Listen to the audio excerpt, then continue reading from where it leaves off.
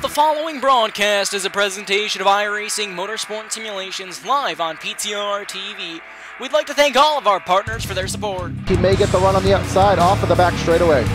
26 and Hallmark trying to go 3 wide, no one will with him. Talking and bobbing and weaving down the back straightaway, looking for a way around. The 5 machine trying to take a look underneath the 3 car. He's gonna dive in down to the bottom.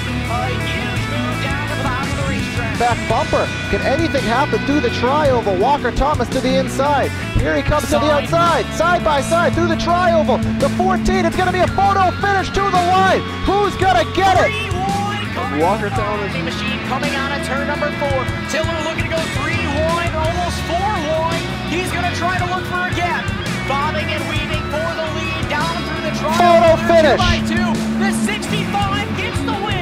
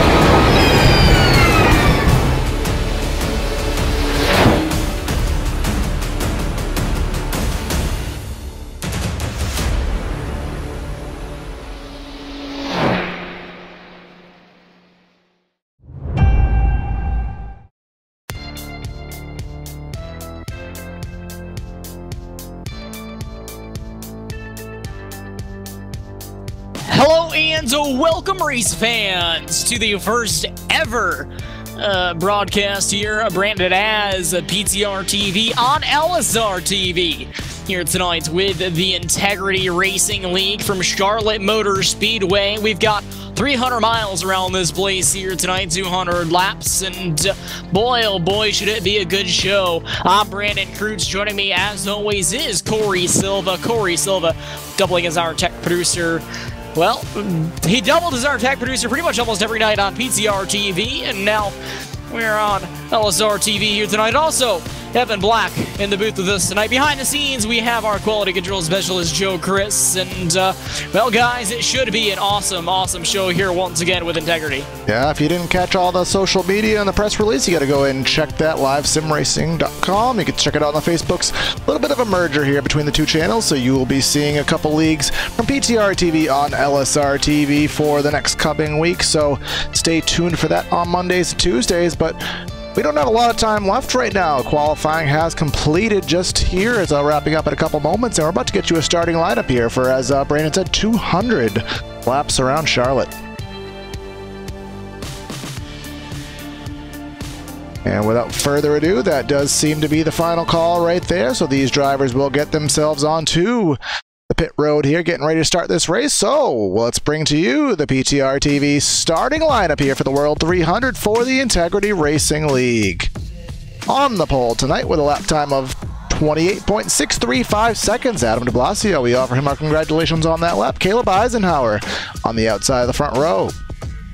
In row number 2, Justin Roden, Don Stevenson in 4th, Jacob Fife in 5th, Nick Tarabush in 6th, Tyler Herr in 7th, and Joseph Teese in 8th. Colton Landis rolling off in 9th, Samuel Nato to his outside. Bruce Ackerman in 10th, or Bruce Ackerman in 11th, Todd Thomas in 12th, Tom Wetmore in 13th, Brandon Kirkman in 14th, Guillermo Alvarez in 15th, and Joshua Campbell in 16th.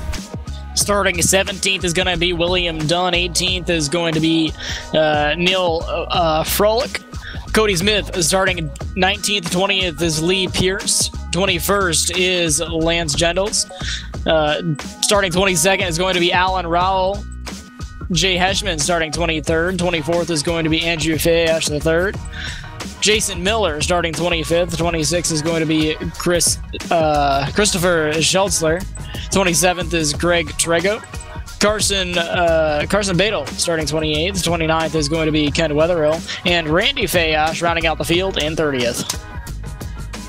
That is 30 drivers here on the grid for Integrity Racing League at Charlotte Motor Speedway. I want to thank everybody for tuning in to tonight's action on LSRTV. Forgive us if we do stutter a couple times here. Call it a PTRTV. Remember, it is kind of a new experience for us here to call on this for you under this branding, but we are excited for the new deal that is going on. So again, 200 laps here at Charlotte. The weather conditions the drivers will be enduring tonight: 78 degrees in the air, 104 on the track, 2-mile-an-hour wind from the north. So as we like to say, normal conditions here at Charlotte. Yeah, it's a little bit cooler track temp than what we usually have, so that will provide some pretty good grip for these drivers here. Like you guys have said, a really long race here, longer than what these guys usually do, 300 miles here tonight. So Evan, I know you were in the World 600 there for the Major Series, and you did obviously at night, but you did endure the full 400 laps here at Charlotte. What does the track do tonight? What can these drivers expect over the course of a long race? The track really started to tighten up after about 100, 150 laps. You could really feel I had to loosen the car up quite a bit. I know yesterday was open setup. I don't know if tonight is open or not. Do you know that, Corey? I believe so it is. I believe so it is, sir. So they can make any adjustments that they need to, which more than likely they'll need to free these cars up. Should be an interesting race, though, nevertheless. These guys will be going green this time around. The iRacing official pace car makes its way down into pit lane. The 48 machine, Adam de Blasio, ready to get on the throttle. They're on the gas. Green flag is in the air for the first time of the night. And the 51 of Eisenhower on the outside of the front row actually got a little bit better of a jump there. We'll see if he can make it work in turn number 1. He will not be able to. The grip is on the inside, so de Blasio will clear for position number 1. Points leader de Blasio to the lead. 51 of Eisenhower really loose out of 2. He has a run on the 48 though down into turn 3. Taking a look to the outside, but will stay in line down on the bottom out of turn number 4. Top 3 single file now. Looks like the top 5 going to be single file here on lap 1. The 48 machine, Adam de Blasio, leads lap 1 around here. The 51 Eisenhower right on his back bumper. The 07 machine of Justin Rowden also back there as well. These guys all trying to get themselves situated for a long race here tonight at Charlotte. Caution flag on the speedway, just as I say that. Looks like it's down on the back straightaway. Yeah, I see Jason Miller in the 73. He is slow on the back straightaway, so let's go on to the instant replay. See, on the inside, we're coming through corner number 1 and 2. Jason Miller is to the inside of the speedway. You can see a couple drivers on the outside trying to pass him, and it's like some contact with... Oh, boy. I believe that is Carson Badel in the 62. Some contact off of corner number 2. Both of those cars. The 62 actually got the worst end of the stick there. Yeah, Carson Bechtel in that 62. He did take that car behind the wall, so he is going to be done for the night early here in Charlotte. That was a hard hit there. Oh, 2 laps in here at Charlotte. I wouldn't expect to see too many of the front runners on pit road, and does appear to be that I am Well, let's see. It does appear that I am correct in that. The couple drivers taking a little bit of a dive there, but staying on the speedway. Just going to go back to what we were talking about before this race went green about setups. This is a fixed setup league, so these drivers will not be able to adjust the car any. Well, that situation, there is one thing that, well, there's two things they can address. They have to naturally adjust their driving style. They may not be able to drive it the way they want to, but we know here at Charlotte they can also adjust their line as well. Turns 3 and 4 does tend to be a lot more of an open corner, so you can, at certain points in the run, you can run all the way against the wall, you can run the white line on the inside. I do find turns 1 and 2 not to work as well, at least from the way that I drive this place. And the funny thing is, I think the exact opposite, Corey. I think usually you can run a little bit higher in 1 and 2, and 3 and 4, it's more you need to be on the bottom. See, and that's why, and Evan, we just ran together here at Charlotte a couple hours ago, and we ran pretty much the identical same pace, so it shows there are different ways to get around the speedway.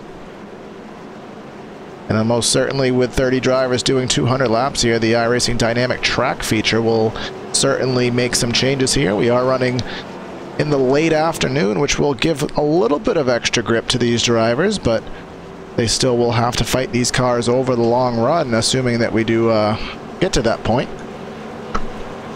Remember last week's race at Phoenix back on PTRTV. I'm sorry, Kansas last week on PTRTV. What track, Corey? It wasn't Kentucky.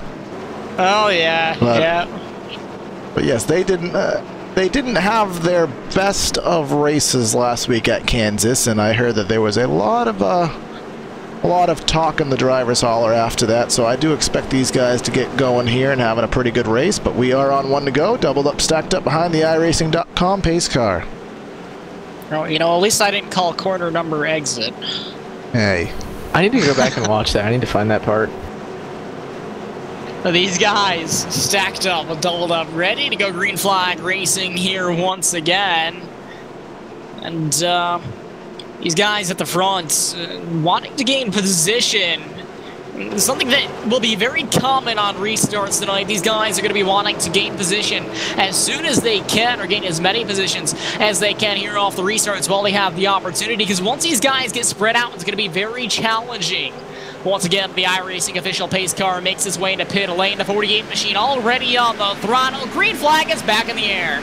48 had quite a bit of wheel spin there, but still managed to hang on to the lead and has about a 2-car length lead over the 51 of Caleb Eisenhower, the 07 of Justin Rowden slotting into third, and the 36 of Jacob Fife into fourth. Yeah, those guys got spread out pretty quickly. They're off the restarts. A little bit of a battle going on back here, though, for around the 6th position, or 7th position, rather. The 25 machine look to the bottom. He's going to try to gain a position. That settles out now. These guys just trying to ride now. I think just trying to look and you know, hold off for this race and, you know, see what happens throughout the course of this race. Very long race here tonight. Yeah, it is 200 laps, 300 miles. Usually these races are closer to about 2 to 250 in terms of miles, so obviously Coke 600 in real life being the longest race here. It is the longest emulated race here for the Integrity Racing League, and we do have a battle going on. Samuel Nato in the 45. He is to the inside of, I believe that to be Nick Terrabush in the 4, coming through corner number 1 and 2.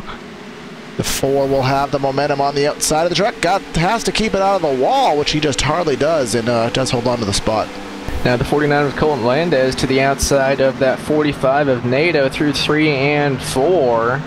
Coming out of turn 4, looks like the 45 will get a pretty good run. Not quite going to be able to clear down the quad. We'll see down into turn 1 who has the advantage. Still side by side into 1. Looks like NATO has cleared, but the 49's getting run out too. Here he comes on that outside groove. He has that car wound up, and he gets the advantage down the back straightaway. 45 will try to get in line. Cuts right in front of Wetmore in the 42, but does manage to get in line.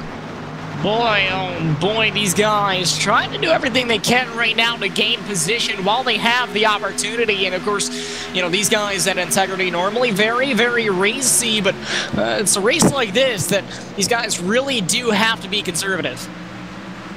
Yeah, it's kind of a false sense of security, and I know, Evan, in the race that we did together earlier on, you saw drivers going hard right out of the box, and if this race goes 20, 30 laps green flag, they are going to regret that. Yeah, I know you kind of regretted it at the start of the run, conserving tires. Yeah, it's a false sense of security. You think that, oh, hey, look at all the speed, look at all the grip these tires have. So you go ahead and use it all, and then you don't expect a 30-lap run, and then all of a sudden you're just hanging on for dear life, and you're getting passed by guys that you passed 30 laps ago. Yeah, absolutely. And, you know, speaking of tires and everything, and I know it's still, you know, a little bit earlier here, but what do we expect these guys to do for pit stops or strategy here tonight? Well, yeah, as I drove here yesterday, for 600 miles. You can go between 59 or 55 and 60 laps, somewhere around there. And with the open setup, I was fine with doing that because my car was really good on the long run. With this setup that these guys have, they will not want to do 50 laps. I can guarantee that. So we have seen it before where a lot of times these drivers in various leagues, and they will go about 30 laps. Evan, do you think that is going to be the stint? Is you're going to want to split the runs in half and get the advantage on the tires? You're going to want to do that, but with how long this race is, if you split it to like 30 laps every single run, you're going to be having an extra pit stop or two than everyone else. So it's kind of, you want the tires, but you may have to push it to the 50 laps. Because that would be at least 6 pit stops in this race, and that's assuming that we go green for another 187 laps. I think I did that math properly, but we do have a battle for the second position. Justin Road in the 0-7 to the inside of Eisenhower. Eisenhower will back down, given the position number 2. Yeah, I think at this point it's just way too early to be fighting for position. Way too early, you know, to wear off your tires so quickly, and that's something that you guys were just talking about. Is how quickly do you want to burn off those tires? And right now it's looking that this is going to be a long green flag run. Right now, everyone is racing quite respectfully, giving themselves the room that they need. So this gives these drivers the opportunity to figure out how they can drive in comparison to their competition. What did they have? What did they need to do to maybe get that last tenth of a second? These drivers are already moving up lanes. I look further back in the pack, and there's a car in pretty much every single lane you could possibly run here. Now Bruce Ackerman of the 92, speaking of using the top, he is on the top of the racetrack right now. To the inside of him, 78 of Todd Thomas, and then behind him, William Dunn. Dunn in the 43 does not know where to go as they're side by side. Which lane do I try to follow? Looks like the 92 of Ackerman had a pretty good run through 1 and 2 out of 2 down the backstretch. He will clear. Now the 43 of William Dunn to the outside of the 78 of Todd Thomas. Going down into turn 3. Looks like the 43 will clear for the spots. The 78 will fall back into 14th. 43 car right there looked like he was about to get a really good run off the high side and just nowhere to go with it. Now right out of the back bumper to 92 machine, and now trying to look underneath. He had such a good run off the high side down through turns 1 and 2 that last time. It was just really hard for him to use that momentum in traffic. He had a really big bobble through 1 and 2, lost a lot of track time to that 92, and had the 78 thinking about making a move on him. As the 92 is taking a look to the F42. I'll say this, that behind the 78, sorry, the 5 machine of Brandon Kirkman had a heck of a run there on the outside. The outside is working if you run it the right way. These guys really gaining momentum on the drivers that are running the inside of the track.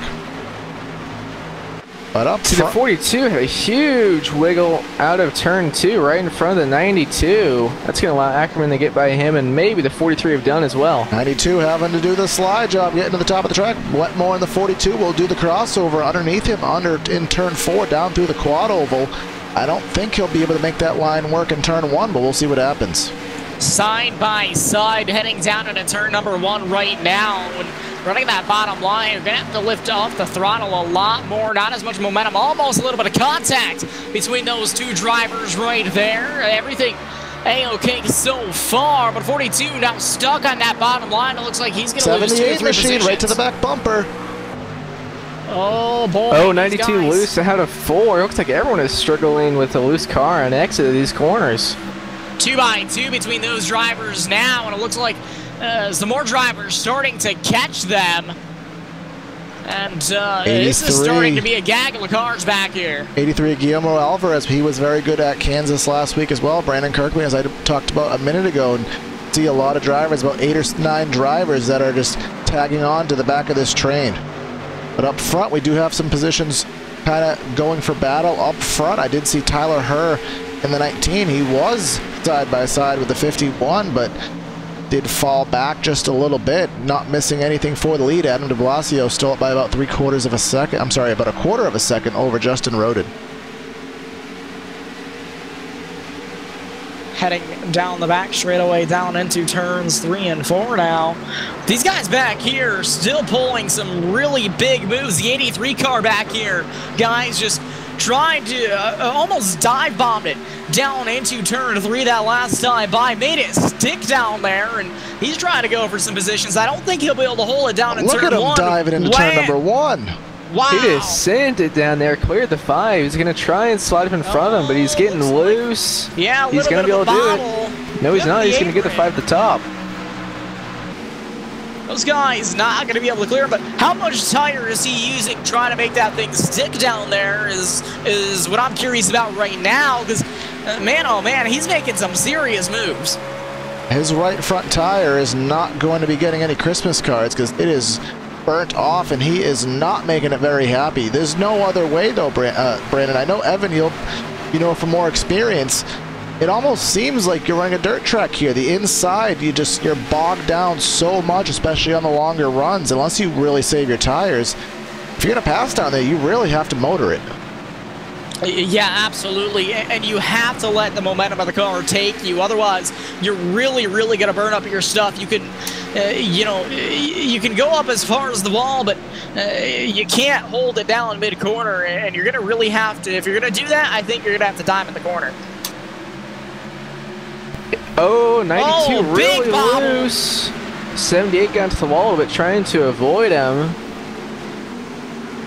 Man, oh man. These guys, now the 42 machine running right up against the wall.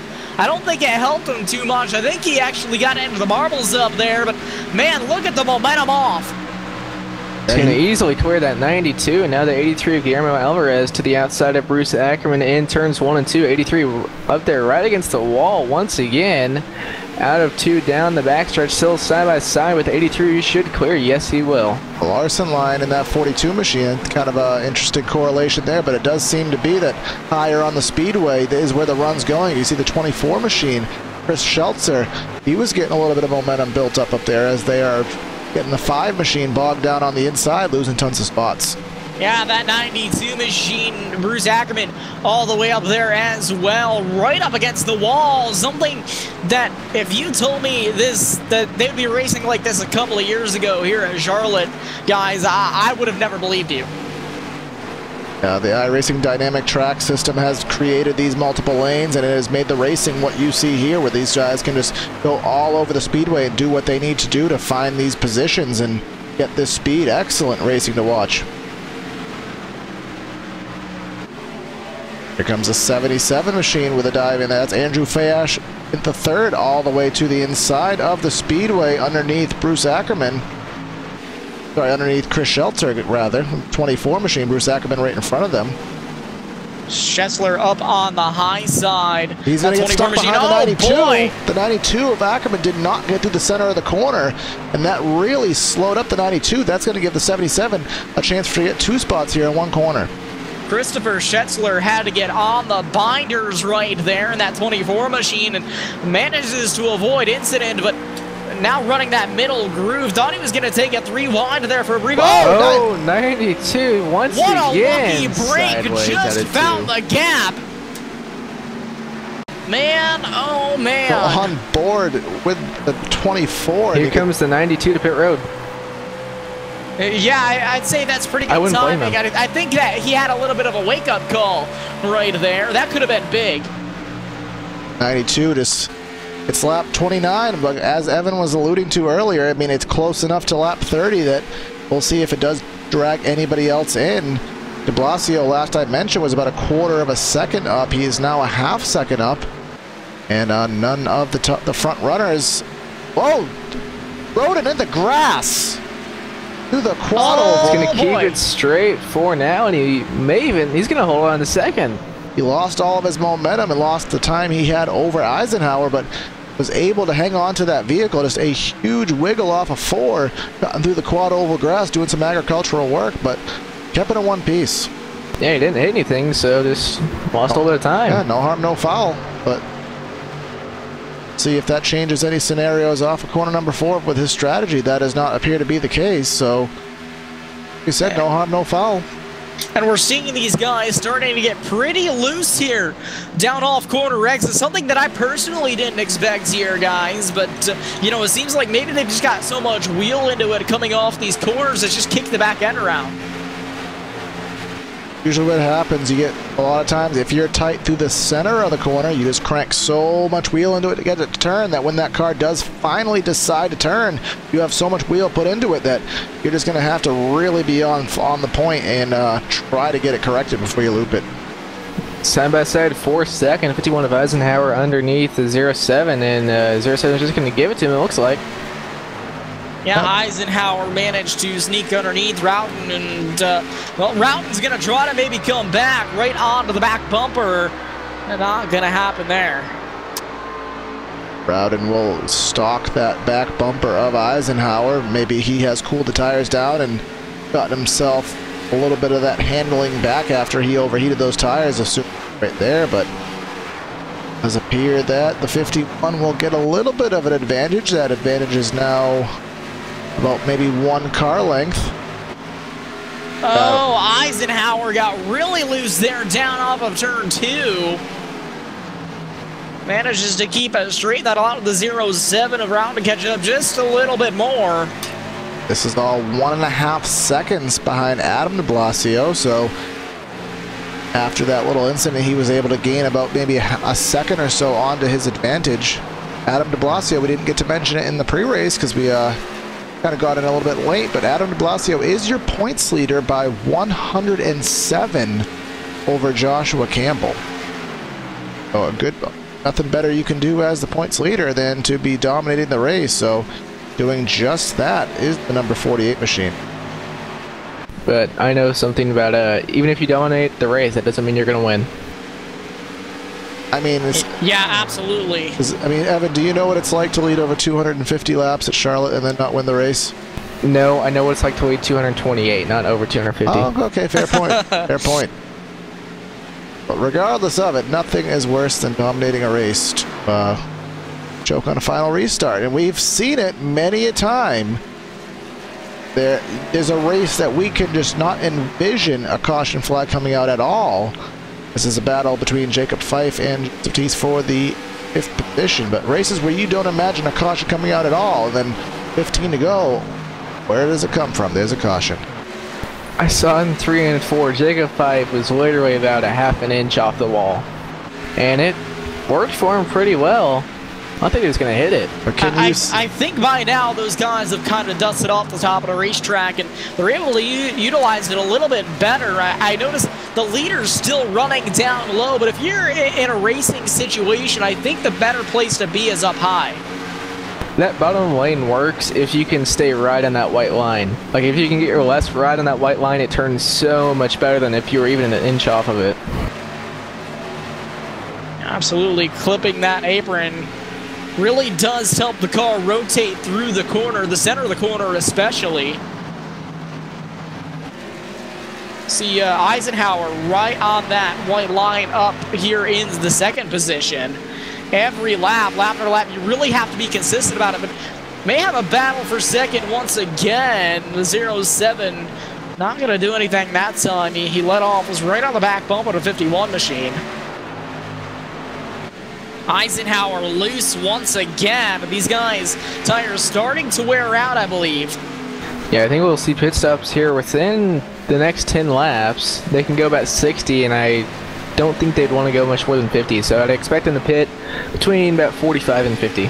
Checking the lap times right now, fastest one on the speedway without much of a surprise is the leader of Adam de Blasio, but not too far behind is Eisenhower, and I'll tell you, going all the way back to the 8th position fastest other driver in the top 10 is actually Samuel Nato. So drivers that have run in the 3/10 of a second bracket. So see who is doing what here, who saved the tires a little bit better. Justin Road into pit road. A little bit earlier than I kind of thought, but is he going to make pit road speed? Yes, he will. He did a pretty nice job getting down pit road. He used all the room he could to get it slowed down. So this, let's just do a little bit of mathematics now. Lap 40. So I would take it he is on a 5-lap strategy. A 5-lap strategy, Corey? A 5 pit stop strategy. Better than a. Does that mean he pits every 5 laps? It's better than a 40 pit stop strategy, I've said before. So he will pit 5 times, assuming this race goes green. 40, 80, 120, 160, and then of course just finishing out on 200. Does de Blasio stretch it to 50, which will subtract 1 pit stop off of that. And that is the math, that is the strategy that we love so much to calculate. Does those 10 extra laps on the speedway, doing that multiple times, does that end to a better result than having that extra pit stop? What strategy would you take, Corey? I would. Do we really want to ask Corey this question? Whatever strategy I pick, don't do it. I would just be complaining about it, saying it's the wrong one the entire time, because flip of a coin it probably would be. So that's what these drivers are thinking. You just, unless you actually have an active crew chief, but like helping you out, which some drivers do, but the majority of us don't. You're sitting there making these calls, looking at all your numbers, and just trying to just calculate if your decision's the right one. It's not easy. Tarabush and the number 4 machine of, I'm sorry, the number 45, I'll get that right, Samuel Nato battling. For all the way up, actually into the wall there through 1 and 2, so that's going to allow Nato to clear. And now Nato trying to get underneath the 36.05 as the 4 gets really loose out of turn 2. Those guys still going to be side by side back here for position. Ackerman on those fresh tires, just zooming on through, splits the middle 3 wide of these 2 drivers. Absolutely, the 45 now right back up to the recorder panel of the 36 machine. Not going to be able to hold the momentum up the bottom of the racetrack. Fife just right up against that wall right now, really getting the momentum off, and that's helping him hold that position. Currently in position number 4. I think Fife is running the highest I've seen anyone. 0.07. Threading the needle there.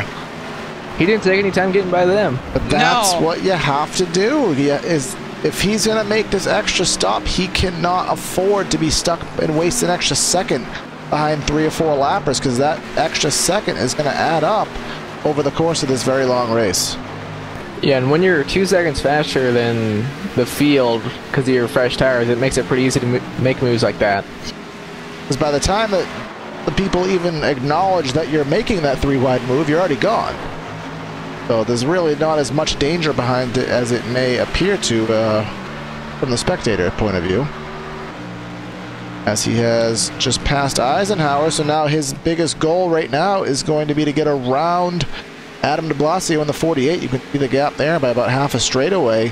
If he is able to get by that 48, he will be on the lead lap. So if he does get stuck in a caution flag situation, that will not need the lucky dog. He'll be directly on the same lap. I think the biggest thing to making that extra pit stop work, I think the biggest thing to making that pit stop work is going to be saving your tires and making sure that you save your race car just in general, because you know, those guys that are losing the pit stop, they're losing a lot of time on track, but they're gaining it back without that extra pit stop. Well, that's, and, yeah, de Blasio very close to the wall right there. You need to trust your strategy. Don't get upset. Like, the 48 needs to not freak out or worry that he just got passed by the 07, who's one of his competitors up front. He needs to realize it's a different strategy. Run my line, run my race, and we'll see how it plays out in the end. So many drivers just get caught up in the moment, not thinking of the bigger picture. I think I do that, and I think you do that as well, Corey. Oh, most certainly I do. It's easier said than done to not do that. Yeah, because what happens is the driver gets into his own head, you know, starts starts overthinking things, and eventually you're like, well, I'll just have to pit again to get on the same strategy, and you really cannot do that. Because when de Blasio ends up pitting, he's going to be probably about 15 seconds behind Rowden. Yeah, and who's already back onto the lead lap, as we just showed you. So he's up to 16th right now. He's 27 seconds off of the lead. So by the time the 48 completes a stop, which we assume to be this time by, we're going to take a guess at, and if anything, de Blasio is going to be a lap down. He's going to have to play catch up, and then we'll just watch this whole cycle play through. For the rest of the race, pretty much. But Don Stevenson in second right now, Andrew Fayash in third, Tom Wetmore in fourth, Guillermo Alvarez in fifth, Chris Scheltzer in sixth, and we have Jay Heisman, Joshua Campbell, Adam Rowell, and Cody Smith. All these drivers still yet to pit, so we have about 9 drivers, and here comes the 48. And here goes de Blasio. Leader like we on expected. the pit road. Looks like from the visual side that it was a nice smooth pit entry there, so 55 miles an hour down the Charlotte pit road, and another important part of pitting is getting into your stall nice and smooth, right, Evan Black? We don't have to talk about that. Oh boy. I'm obviously missing a story. Watch the broadcast yesterday on LSRTV at the World 600. Yeah, clearly, Brandon, you did not watch the live sim racing broadcast of the majors yesterday, where Evan Black dominated the race and choked. But My car choked. Don Stevenson goes top to bottom there, and last second call to pit road did lead a lap. 47 machine on the pit road, so Andrew Fayash in the 77 will inherit the lead here as he just gets annihilated by these drivers on fresh tires here. So where is Justin Rowden? He is up to the 7th position, 14 seconds behind Fayash. I meant more compared to where de Blasio is, but that works too. Adam de Blasio is in 16th position, and we are waiting for scoring to update. De Blasio is on the lead lap 30 seconds back, so right now it's a 15-second interval between drivers. And who said it'd be about 15 seconds? Well, we don't need to talk about that. But now de Blasio has to make up 15 seconds, and it'll probably be about 30 laps before Rowden comes down pit road again. Yeah, lap 80 is when we expect the next set, as here comes Fayash down to pit lane.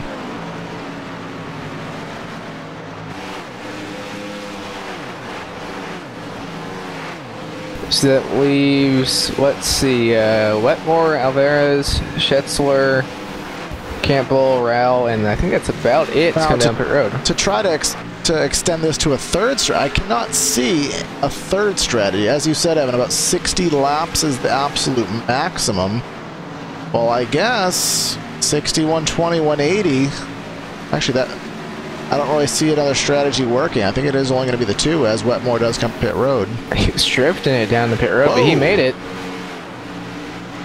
But still on the speedway, number 83 machine, Guillermo Alvarez, with Chris Schetzler, excuse me, in second, about 3 seconds behind him. Now, can you imagine, Evan, any situation as to why staying out even these extra laps would work out in the end? Because you really couldn't shave an extra pit stop, could you? No, but it gives them the bonus points, or if they know they're not going to get them on pure speed, you can get yourself a bonus point and see how it shuffles out for you. But now Schetzler in the number 24 is in the lead. Justin Rowden is now up to second, so he will get the lead back. Joshua Campbell in third now, who has yet to pit, mind you, that number 50 machine. He is in second in points right now, so whoa, this is going to be a tight call. 94 in the wall, 0-5 to the inside, trying to pass it. Very tight call there through 3 and 4. Yeah, 94 is still on those 57 lap old tires. You know, I would not want to be out on tires that long. I don't think I'd have the patience. I mean, I think you guys 24 know is coming how this time. Do you not have patience? But I mean, so we talked about a 5-stop race. We talked about a 4-stop race. I mean, 57. I mean, this is some hardcore math right now, but can they do this times 3? But I think they can do a 3-stop race. I don't think they have the pace to make it work. A 3-stop race, I don't think it's going to be the winning call. It may get them a couple extra positions, but I think they're losing way too much time, as you were getting to, Corey. Way too much time on those old tires.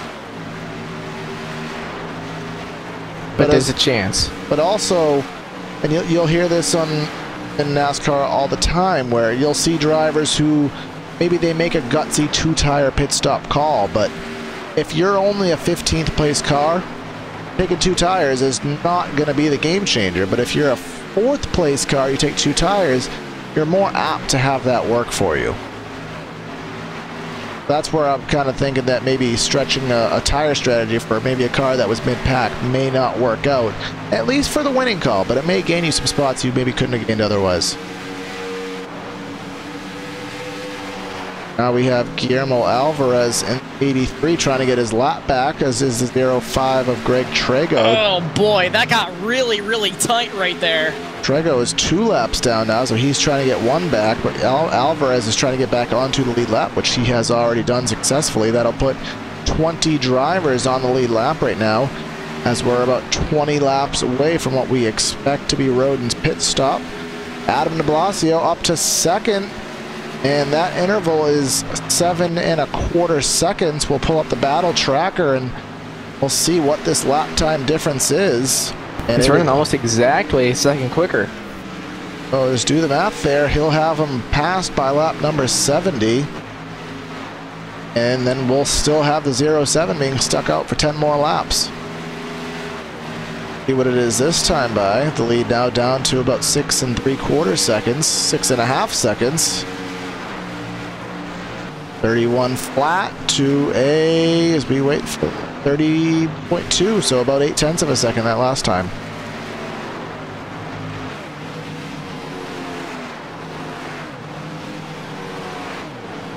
Just under 6 seconds now, the lead for Justin Rowden. About 18 laps till he comes down pit road. I think if this stays green, de Blasio is going to be on the better strategy, but the issue is if it stays green. Yeah, and of course, as we say, there are races that we just cannot envision a yellow flag coming out, and it'll just surprise you. It'll just surprise you at the most random time. 10 laps to go, an entire green flag race can turn into a shootout for all we know. So, always in the back of these drivers' minds, but they just have to race as if it is going to go green, as there is a pretty long group of cars here from about 13th through, I believe it to be 18th. Don Stevenson in the 47, Lance Gentles in the 16 machine. Brandon Kirkman, that's about 13th, 14th, and 15th spots. All these drivers, you can see here comes Ackerman trying to go through the middle of the 76 and the 5. These fresh tires on these different drivers, they're trying to maximize them as best they can, and the closing rate is just so drastic on these different tire strategies. Yeah, he tried to get through that gap, but the gap closed before he could get there, but he's going to try again to get underneath the 5 and now the 76 as well down the backstretch. 92 to the inside of the 76 machine. 76 Randy Fayash, who's off of the lead lap at the moment. The 5 of Kirkman on the lead lap in 16th will lose that position. Jacob. Go. Oh, okay. I was just going to say they're going to go by in the 16 machine. There was a little bit of close call between the 92 and the 16, but all is well. Jacob Fife in the 36 machine heading back to the top 5 is looking to the outside of Colton Landis, excuse me. That is for 4th and 5th, and mind you, the 36 is on about 6 lap fresher tires, so he should be quite easily able to make this pass as he is.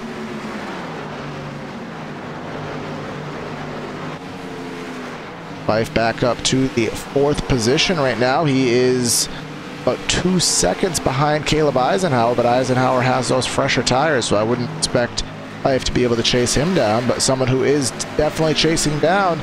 Lead for Rodin is now down to less than 3 seconds. De Blasio is on a charge. the pace is slow, or the time difference is slowing down just a little bit. It was only about 6/10 quicker last time by was to Blasio. So we'll see how much more that pace slows down for him. Yeah, this will be really interesting, and that goes back to, you know, all about saving your stuff and how much you can save those tires in your race car, and that's going to be very important, you know, with both strategies, is saving your race car. There's 0.6 of a second, the interval between first and second on the stopwatch at the very least, which turns out to now a 2-second lead as we have a double DuPont in behind the leader right now. Blasio in the 48, and Chet's is a lap down. 24th. Double DuPont. Was I wrong? No, that was not wrong. Wasn't expecting that. But here comes that sort of get his lap back. That'll put 21 drivers onto the lead lap as the 24 goes by. Part 1 of DuPont goes by. Now wait a little bit and part 2 will be on its way. Blasio inching closer and closer to that 0-7. See here, he is right on that white line, roding about maybe halfway up the track here. And can't imagine that 0-7 can run that low up in the line right now on those 30-lap old tires. And about 10 laps to go before we expect him onto pit road next. And do you think, well, it's going to go back to what we talked about, guys. He's going to get passed for the lead here, but he needs to stick to his strategy and not pit early just because he's maybe a little worried about getting passed. Yeah, it gets to a point where it may get harder and harder for de Blasio to catch him and, you know, eventually get around him. And I think it'll be close between the two strategies, but, you know, right now, it's fairly even. Yeah, it's going to be really close at the end of the race. If it stays green, I still like de Blasio's strategy, but it's going to be really, really close. Ultimately, do you want to be the chaser or the chasee? I guess I'd rather personally be the chaser. I think I'd rather be that person myself. As long as I knew I had a gap that is attainable, I'd rather have those tires. I've been on both ends of the spectrum, and more often than not, when I'm the chasee, I get chased. Well, I get chased down and passed. I thought you guys would extrapolate that entirely, but we do have a battle for the lead. 48 has chased down the 0-7, and the battle for the lead is on. Coming off of corner number 4, he will take a look to the inside. I don't think the 0-7 will be able to fight him off too long. Down the front stretch, side by side for the lead. 48 should get it at the line. Yes, he will. Down into turn 1, he should clear. Yes, he does. So 0-7 back to second. He's got about 6.5 laps till he can pit. Yeah, so de Blasio will make his way past that 0-7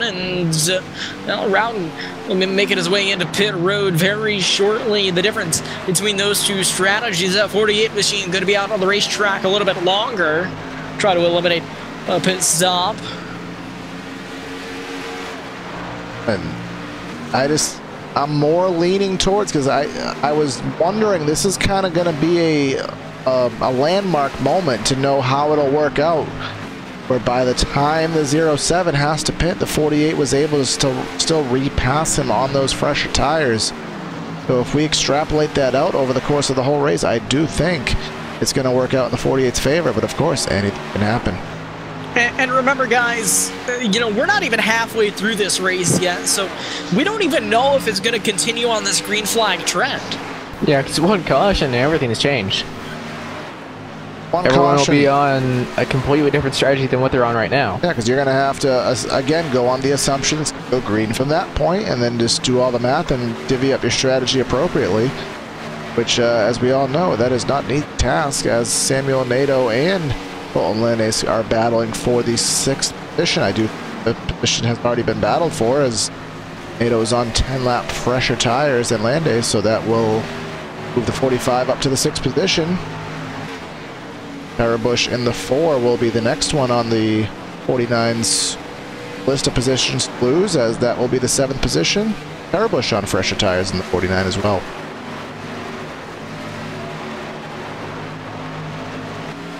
See here in the top 10, we'll pull this up for you guys. 25 lap old tires for de Blasio, 36 for Roden, 26, 26, 30, 26, 36, 31. Everybody in the top 10 is just all over the place on their pit stops. Yeah, there's not too many people that are on the same strategy. Yeah, it's not like we have groups of drivers in different strategies. Everyone has just kind of managed to just doing their own thing. Yeah, they're just shuffled up. Everyone is just kind of stalled out, or they've gotten to where they are. And a 1 and 3, almost actually, just as I say that, it went from 1 3/4 to 2 seconds of a lead for Adam de Blasio. And we do expect Roden on the pit road within a lap or two, and then we'll see who indeed follows him on that strategy. Corey, part 2 of DuPont has caught part 1 of DuPont. DuPont further throwback versus DuPont less of throwback, I guess, right? Yeah, why not? De Blasio caught up to him, but he hasn't been able to get by him yet. See, 28 lap old tires for Adam de Blasio, and Jetzler only on 21 lap old tires, so the 24 may not have the pace of the 48, but he does have fresher tires, so he is able to hang on and just kind of be in the way, but not in the way of the 48. Yeah, de Blasio had cut right up to his back bumper, but it's now dropped off, and the 24 is starting to pull away a little bit. As Justin Rowden should be coming down pit road here, and probably this time by. Yeah, Oh, big wiggle down the front straightaway. And that'll make him want to come down pit road. Yeah, we saw him get loose and go through the quad over grass, and we are on lap number 80, so all signs point to a pit stop this time by, and we'll see if indeed that is the case. Guys have slowed down over in some cases, over 2.5 seconds from their best times of the race. That is the tire fall off here at Charlotte tonight, and indeed, lap number 80 as called, 07 to pit lane. He's got to get the speed, barely makes it once again. Smooth entry though, at least visually, maybe a little fast. It did look good on the, did look good from a distance, but. Well, he didn't have to lock him up this time, so very good pit entry from Rowden. Caleb Eisenhower in the 51, remember he was closer to the front earlier in the race, but now he is about 3 seconds behind de Blasio, but that is on the same strategy, so that is an active race that we will have to watch. They are doing the same thing. The 25, Joseph Teese, is about a second, actually he's about 3 to 4 seconds behind Eisenhower. He is on the same strategy. Then we have Jacob Fife in 4th, who pitted about 4 or 5 laps earlier than even the top 3 drivers, so I think he would be the next of the top 5 due to pit lane. Joseph Tice was actually the fastest of, looks like pretty much all of the top 10 except for Tom Wetmore, who was on a little bit fresher tires. So we'll see if Tice can maybe reel in de Blasio a little bit. I don't think it's going to be able to catch up to him in time. He was only about a 10th quicker last time by, and that time was a little bit slower. He just found something that lap, or just nailed his marks perfectly, what have you, but he did have the fastest lap, at least on the last time around the speedway. But let's see what happens on lap number 83. We expect, there's trying to see who we would expect to pit road. We may have a little bit of a lull before the next set of stops for the next strategy. At least about 7 or 8 laps, I think, and then we will see de Blasio on the track. Actually, no, de Blasio, he's on a 50 lap stint strategy. So we need about 16 laps till he comes down pit road. So then that will mean that Rowden will have 20 laps of running about 2 seconds quicker. There's just all shuffles around here, and that's the fun of this green flag strategy game. We're going to step away for the first side-by-side break of the race, and we'll be back with you for the expected pit stop of the leaders. So stay with us here on LSRTV.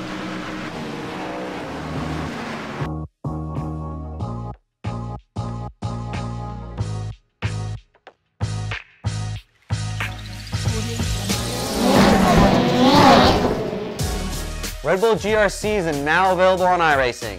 I personally put my blood, sweat, and tears into this thing, developing the cars, the tracks, the dirt, making sure it is authentic as possible, and I really think you guys are going to love it. The best part is that this 600 horsepower Volkswagen Beetle is free to all members. So get signed up now and come race me online.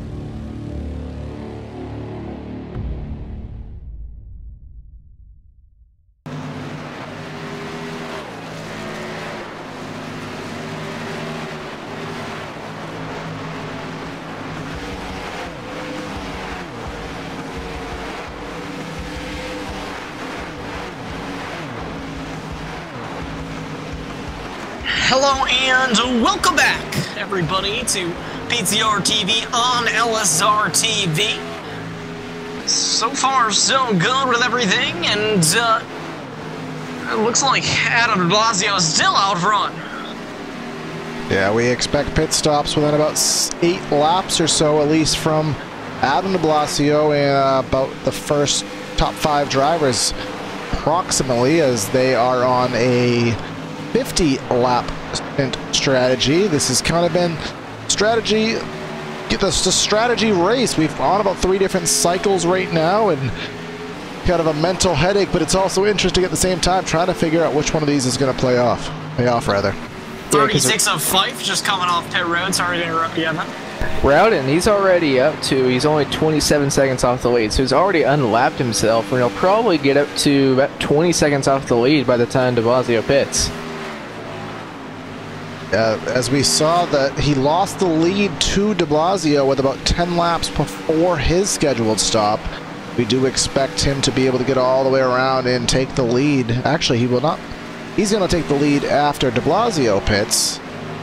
And he's probably going to have about an 18 to 20 second lead, I would say, over de Blasio. And he had a 15 second on the first set, so we'll see if any of that changed last time by. Now they got 26 seconds, and it takes about 38 seconds to 38 to 40 seconds a full distance on pit lane, what our telemetry says. So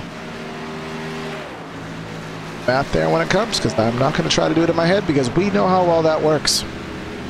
Not very well. So we have run 94 of the 200 laps on the scheduled distance for tonight. 7 lead changes. Only that one caution flag for 3 laps that I don't even know what lap that was on, but it was very early. 2. That's why I can't remember it, because it was so early in the race.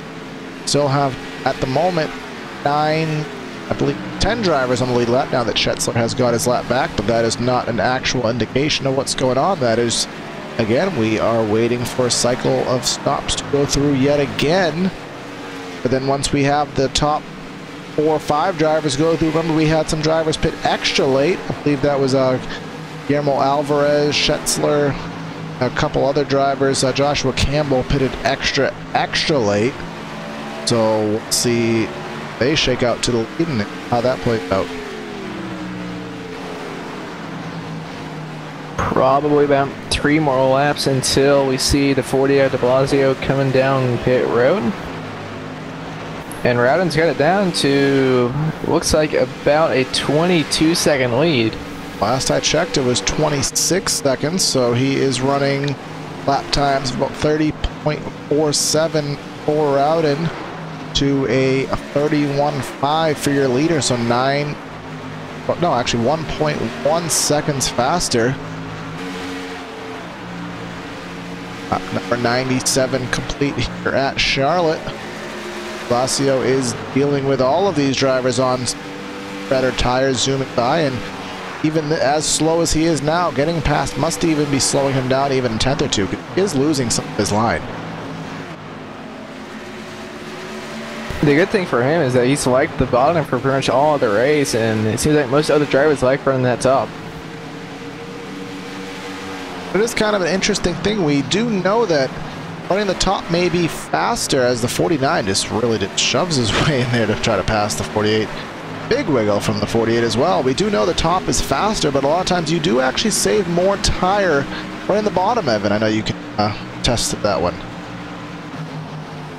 I know yesterday my tire, at least my right front tire temps was actually a little bit cooler when I ran the top for most of the run. Oh. But I could have swore we had an alternate scenario where that was proved wrong, so I guess it really just depended on the situation. It probably depends on the situation, how you drive the car, the setup of the car, and track temp. A lot of different things can attest to that. Coming off of corner number 4, lap number 100 being started right now. We do expect, if all goes according to plan, that the 48 should come to pit road this time by. He does have a 19-second gap over Justin Roden. I think I'll about a 20-second lead. Roden will once de Blasio pits. Remember, that's my guess. 15 seconds last time by, so Let's see how smooth the 48 is able to get onto pit road. Does Binders not get any kind of penalties? Like he was actually slow there at the line. He locked him up a little bit, but he did make pit road speed. He was a little bit under at the line. I showed him at 48 miles an hour there, spiked down all the way, so that little bit of time, remember, that could add to his time on pit road, which obviously leads to time and goes on the racetrack. But Bayash, the third on the racetrack as the leader. He did pit a couple laps later than everybody else as well. See here on the window banner here, peak driver here, Andrew Bayash. So some big ticket drivers here in the Integrity Racing League. A couple drivers pull off into pit road. The 18 machine, Cody Smith. 94 of Alan Roll.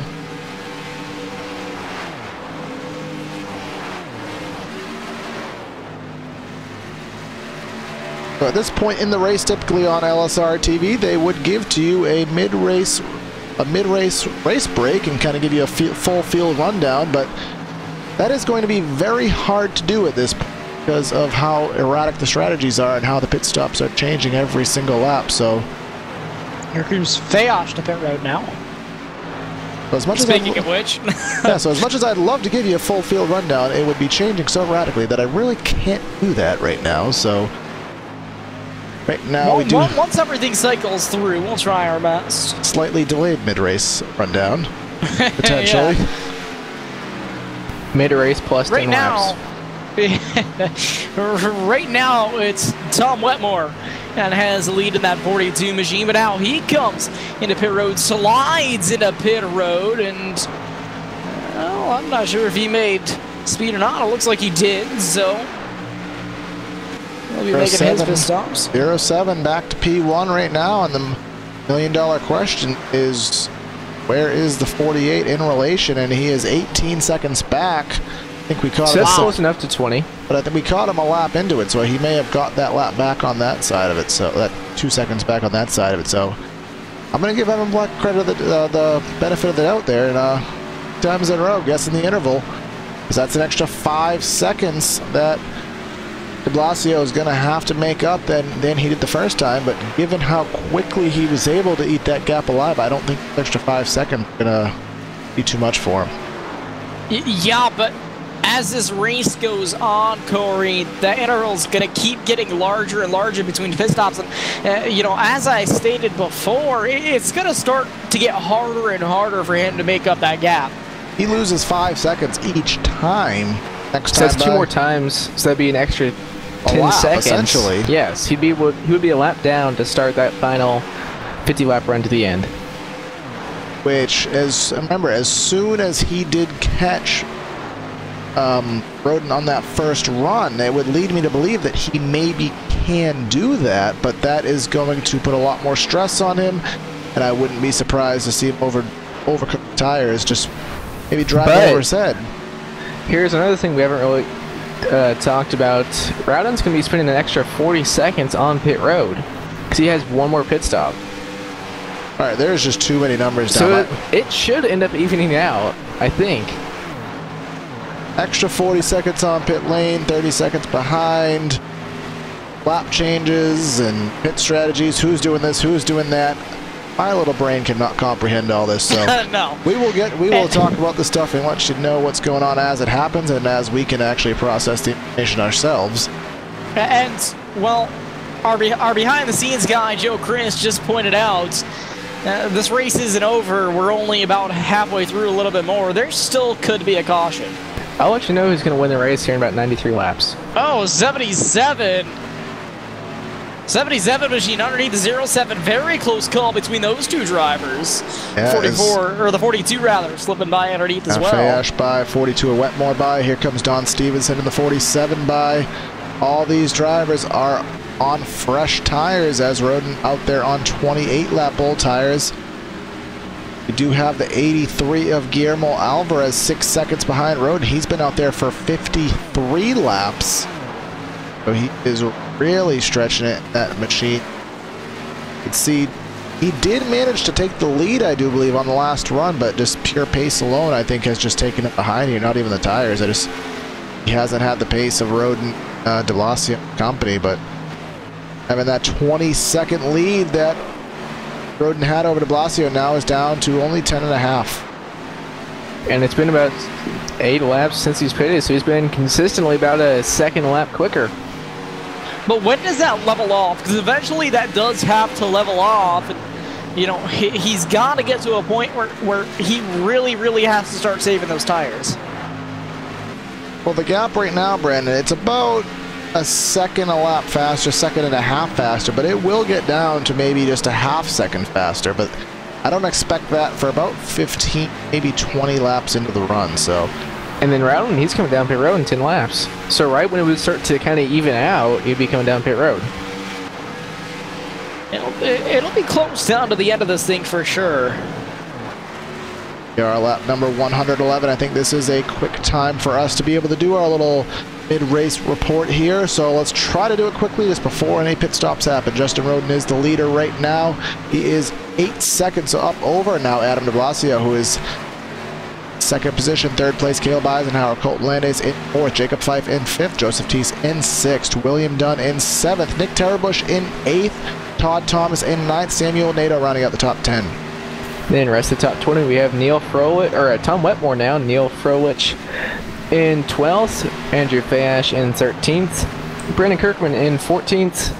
Don Stevenson in 15th. Lance Gentles in 16th. Jay Heisman in 17th. Lee Pierce in 18th. Christopher Schetzler in 19th. And Guillermo Alvarez in 20th. 21st is Joshua Campbell. Alan Rowell in 22nd. Cody Smith 23rd.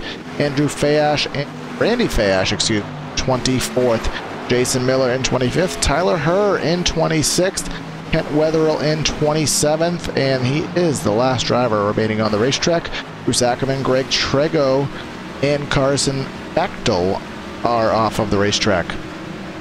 Trego is still in the server, so he could come back out on track, but Ackerman and Bechtel are done for the night. Just in case you are watching the broadcast here, joined in late and asking yourself, what am I looking at right now? We are PTRTV on LSRTV. If you did miss the merger here, two channels working together as one, you will see PTRTV content on the big channel here at LSRTV. So Integrity Racing League tonight, American Sim Racing Series tomorrow. So if you are new to PTRTV, you will see and hear us, Corey Silva, Brandon Kreutz, and Evan Black. You will hear us here on the channel. So I want to welcome you to our content, and I hope you can welcome us here too, live sim racing in LSRTV. Yeah, and the rest of PTRTV's schedule this week, Rivalry Racing League on Thursday, and Friday will be the Hardline Racing League. And schedule for for LSRTV carries on as normal, just the added in broadcast with PTRTV on LSRTV. There's more racing, more fun, right? Absolutely. Yeah. Terrabush in the 4 machine, side by side with William Dunn in the 43 machine. Samuel Nato right behind this. Nato should pass them with complete ease. He's on 20-lap fresher tires. You can see him impatiently trying to get around these two drivers all the way to the inside of the speedway, down the backstretch here at Charlotte Motor Speedway. Does pass both of those drivers, so Samuel Nato up to the 7th spot. Apologize for the slight inappropriate there on the number 4 machine.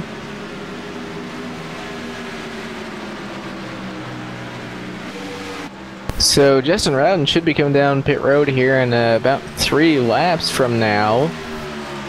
And de Blasio, I don't know if he's going to catch him. 1.5 seconds back as the 36 and the 25. They've been battling our race. They still are battling right now. 2 1/3 seconds is the interval right now. Last time around, it was a 7/10 of a second quicker lap time for the 48 machine. So I think he'll pretty much be right on the back bumper at that pit stop.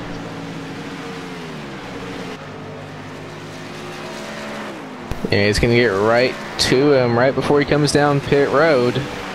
Now, is there a point where you kind of realize that, hey, my strategy's not gonna work, so I have to call out and abort. I think sometimes that once you're, very rare situations, but I really think that it'll just make the situation worse if you abort the strategy. I agree with Brandon. Both of these drivers are too far in, but here comes Rowden a lap earlier than we expected. No, he just now completed lap number 119. We expected him a lap earlier. That will lead to, remember, that'll be about 2 seconds of time because of that 1 lap earlier stop. Now Adam de Blasio is back up front now.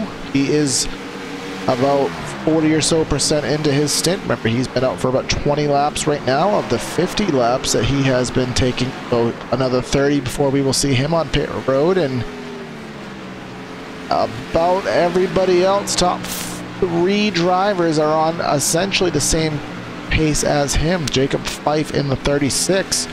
He should be coming in 20 laps from now. Been out on the circuit for 30 laps, so we should see him around lap 140, which would lead him to a situation where, let's take the 36 for example. If he pits on lap 140, that's 60 laps to the end. So at that point, does he just have to run it completely dry to the end? Because I wouldn't really imagine a pit stop working at that point. Well, Rowden right now, he's a lap and a quarter behind de Blasio. Rowden just coming through corner number 1 and 2 right now, onto the back straightaway right now, 1 lap down. De Blasio coming off of corner number 4, so as you said, Evan, that is a ton of real estate. But again, there is still 77 laps to go. We have to see how all of this is going to play out. It's gonna be interesting, but I'm really, actually I don't know, because I was really leaning towards the 48 for a second, then I was really leaning towards the 07. I'm sticking with the 48. I think he's got the best shot right now if it stays green. I guess I'll put my bets on the 07. I mean, that's what I don't know. I just like what he has going right now. And I'm wrong. Corey doesn't know. Yeah, so I'm not even. I don't know. Don't know. Instead of sounding like an idiot, just 5th.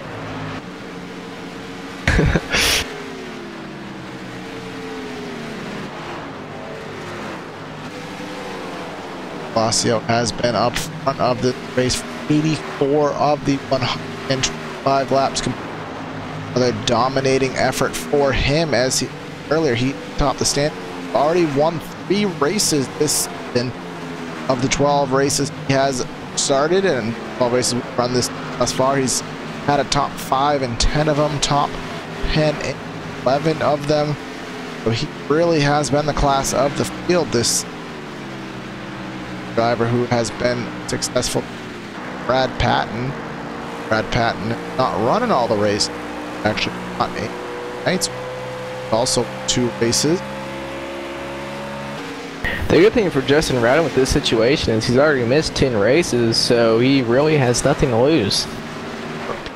Fun of it, Caleb Eisenhower, he's won 2 races, but he has also missed 2 races, not in the picture. So and a lot of these drivers that are going for the win are just perhaps part-time drivers, so that opens the door for the drivers who are going for, just not have to worry about the people they're losing. Said Joshua Campbell, who's 107 points back, he is 14th right now, 1 lap off the pace. He pitted 20 laps ago, so he one of the drivers would expect right around lap 1 or so.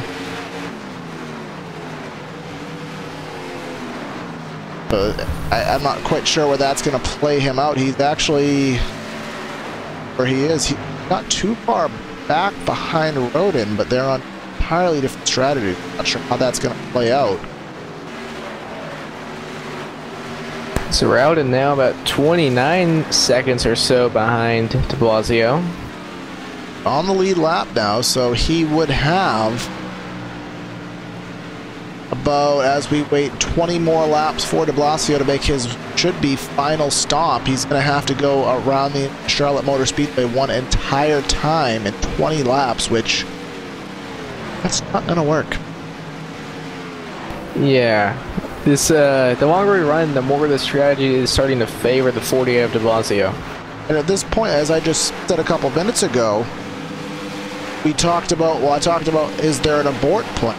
At this point for Roden, there really isn't an abort plan. The only thing that he would have good going for him is if there was a yellow. Yes, that's the only way he can get out of the strategy without costing himself any chance at the race. That wouldn't necessarily be a good thing. That would just kind of be a saving grace for him. Yeah, it wouldn't really help him, but it would help him because right now he has if the caution, pretty much no chance to win, I think. If the caution comes out at the right point where he's back to second waiting for everything to shuffle out, that's what will help him out. He might be in second, but completely in a situation where he can't do anything with it. But he wouldn't want it to come out now because he'd be in 10th and he'd have all the drivers to have to deal with. So it's really a matter of him getting to the best position he can get to, whatever that happens to be, whether it's second or third or whatever, and then having that caution for the full field reset. So, but of course, we're kind of banking on something that, to be honest, doesn't look like it's going to happen, but man, how many times have that logic let us down? Big gaggle of cars here off corner number 4, Fife in the 36. Being passed by the 06 of Heisman, 2 laps down, and then Dunn and number 36 of Fife were in a battle, but Fife will pass the number. Actually, the 43 will pass Fife. Fife, it's I don't on the lead lap right now. Dunn is 1 lap down. He's got 11 laps on his tires, so he has already pitted and should have 1 more pit stop if it stays green. And Fife has been a top 5 car.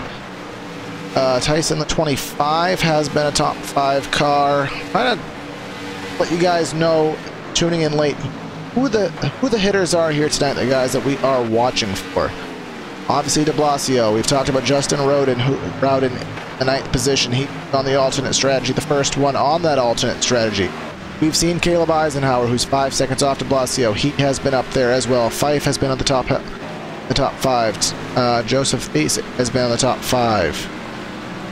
That has pretty much been the guys to battle for. We've seen Tom Wetmore, Nato, Nick Terabush, Bayash. They've been in the latter end of the top 10, but pretty much, as far as we know, this win is going to be between 48 and the 07. Strategies fail. If it stays green. That is the biggest. If the caution comes out, that gets about 10 drivers back into it, I think. And of course, it's Charlotte, and if you give drivers fresh tires at Charlotte and give them maybe a 15-lap run, anybody can drive this place for 15 laps, and it's going to turn into an all-star race. Yes. Minus the high drag, slow speed. $1 million on the line. It's only $1 million less than what's on the line in real life. Yeah. Would you look at that? Oh, to imagine if that package racing service. We can always dream. But I don't know if it'd be a good dream or if it'd be a nightmare. And in the logistics of actually racing with that package, be entertaining. And it would pretty much be what feedstock rate, Charlotte. Except like 20 miles an hour faster. That's pretty much it. Right now we are on lap 137 in a 3-mile race, World 300 Integrity Racing League, PTRTV, LSRTV. Absolutely flying by. We are making killer time here with how fast this race is going by. Guys, complete role reversal from what they did last week at Kansas, where the caution waved 15 times. But then again, that we all know what Kansas Speedway offers. Kansas Speedway bring around the top with the way the progressive banking works. And here at Charlotte, where these guys have a full approximate feet of racing room, It's not as You much. can run wherever. Yeah, exactly. That allows you to get by people. So that happens, you get these entirely different. It's ring around wherever you want to run. But like when you're running by yourself, which as many of these drivers are, where do you want to be? I mean, you have the option. Evan, if you were out there right now... It depends on how your car is driving for you. Because me and my teammate yesterday, we were running the exact same setup, and we were running completely different lines. He was all around the white line, I was running the top. We were running the exact same setup, but we were driving completely different. So it all depends on how you want to drive the car and how the car is driving right at that second for you. I know even Evan, we talked about it earlier in the broadcast, where for me, turn 1 and 2 is more, you have to nail it, and 3 and 4 for me is wide open, and you said to me, Corey, I think it's the exact opposite. So Charlotte is a very versatile racetrack. 18 in the wall right in front of de Blasio. I thought he was going to bounce off of it and get into him. Keeps it straight. Back on replay here and catch that. I'm sure that probably scared de Blasio a little bit. That is to the turn 2 wall there, but he did keep it as high as he possibly could, which was a little bit too high. It bit him running that high. Yeah, sometimes being a lap down driver and being courteous to the leaders, it actually sometimes hurting you by trying to get out of the way so much than you expect. So, but green, everyone does manage to get just fine. So we'll go back here to another battle. Well, it was a battle, 42 in the 45. Wetmore has passed NATO. That is because there is a 4-lap difference in tires there. Wetmore has the freshest tires in the top 5. He's 15 seconds back. Our Justin Rowden update, that gap, which I believe it was a little over 20 seconds, is down to 18. But we expect de Blasio in 10 laps, so Rowden's going to have to gain a lot of time here, 10 laps to work, and it's happening. Yeah, because de Blasio, he's not even going to be a lap down when he comes down pit road, and Rowden was just drifting it there out of 2. And that's not helping his time. Well, not helping his time, not helping his tires, so let's see what happens here. Big wiggle again off of corner number 4 Grass for a little bit.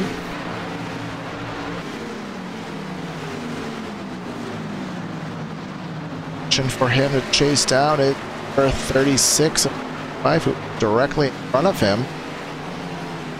And he's on about 29 lap pressure tires. It's Rowden over 5, so he should easily be able to catch up to him and get by him. Here as we come off of corner number 4, Fife looks like he will take it down pit road here, lap number 145. Very quick to the pit road. Not sure if the 36 made it on the speeding thing. On the what, Corey? If he's fed. Not sure if he met pit road speed penalty there. Well, we'll find out.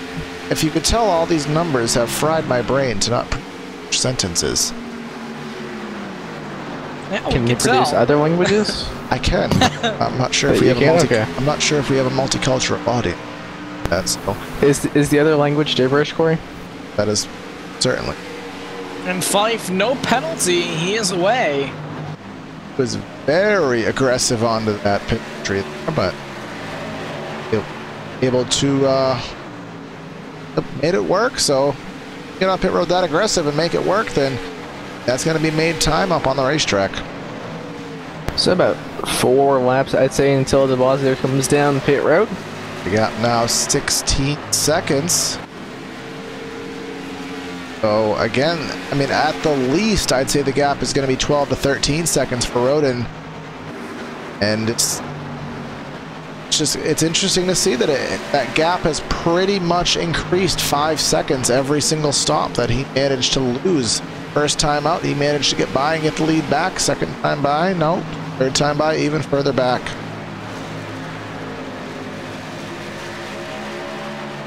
And right now, de Blasio is not able to run his line. He's got a bunch of lap cars passing him low, so he is running way up top in the marbles up there. As the 19 Tyler Herr gets by, Tara Bush gets by, I think 28 Machine Kearse about to get by. That'll put, we are at 10 drivers back on the lead lap right now. Colton Landis being the last one in that number 49 machine.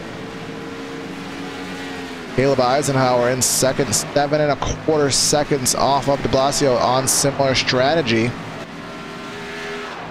Eisenhower actually pitted a couple laps earlier. He's 50 laps on the track now, so he will probably do about 53 laps to finish this out. We'll have final run to the checkers for these drivers.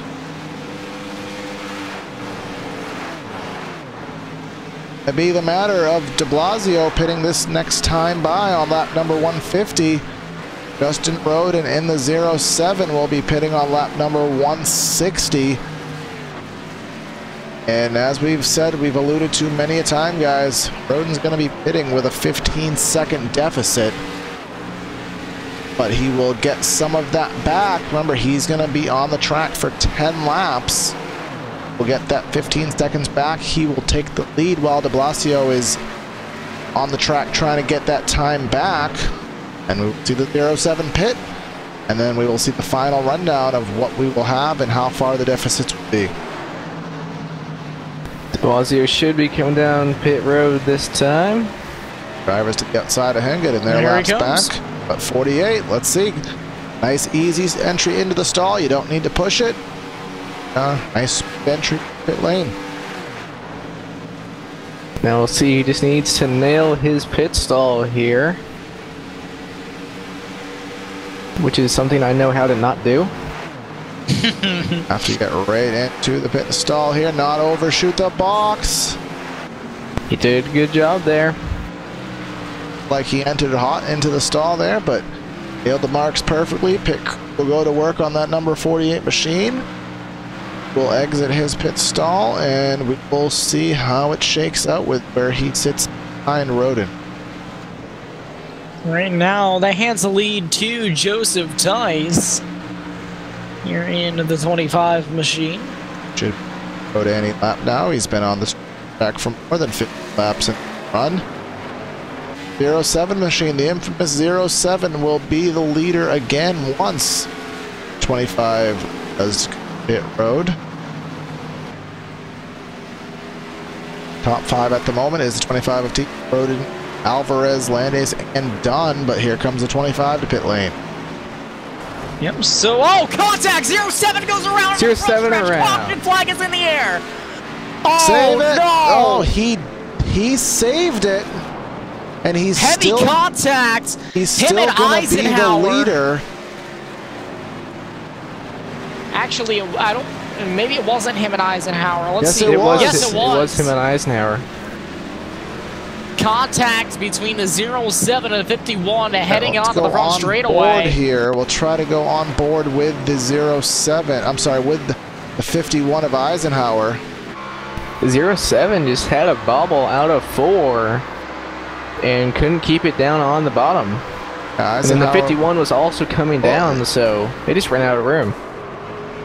Yeah, it was just kind of the 51 was kind of committed to that line. The 07 really budge on it, but they were also trying to, looks like the 51 was trying to split the gap and go 3 wide with that lap car. So Rowden, he's still the leader. He's got a little bit of right rear damage. Let's see where he comes. Well, he's going to be able to come out of pit road still in the lead pretty much no matter what, except Joseph Tice staying out. Stays on the track. That caution was a perfect timing for Joseph Tice because he got down to pit road, changed his tires, and was still able to cycle through to the lead and has no laps on his tires. Well, guys, the cars that have had speed this whole race just kind of really nothing to show for it and don't have an opportunity now.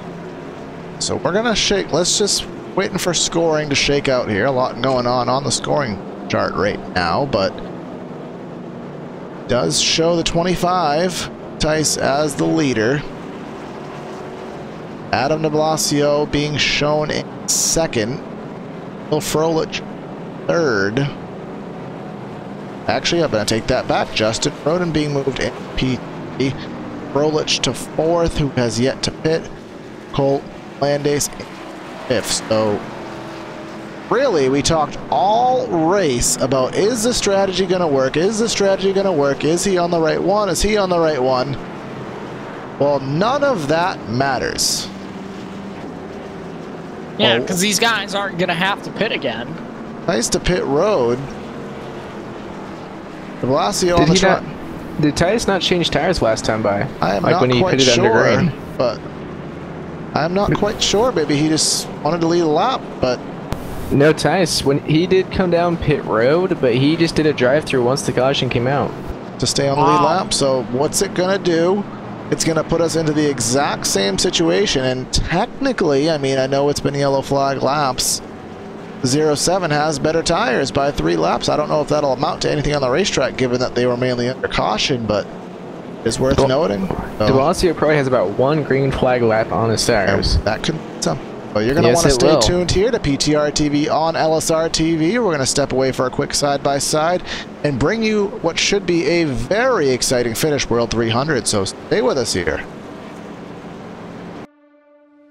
When I was 16 years old, I was working in a Goodyear tire store, and my boss actually built an old dirt car, street stock Monte Carlo. Went with him one night, fell in love with it. It was a hell of a race, hell of a party, and a big fight afterwards. I was like, this is it. This is it for me. It wasn't long after that, I was driving an old 78 Camaro out of the weeds at that guy's farm. We pulled that thing out and made a race car out of it, and away we went.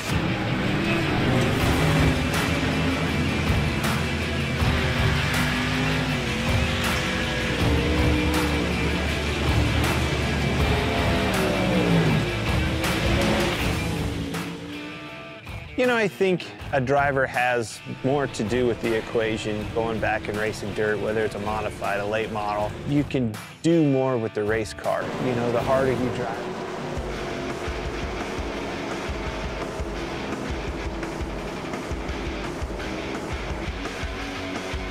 And welcome back, race fans, to PTRTV on LSRTV. These guys stacked up, doubled up, ready to go green flag racing once again.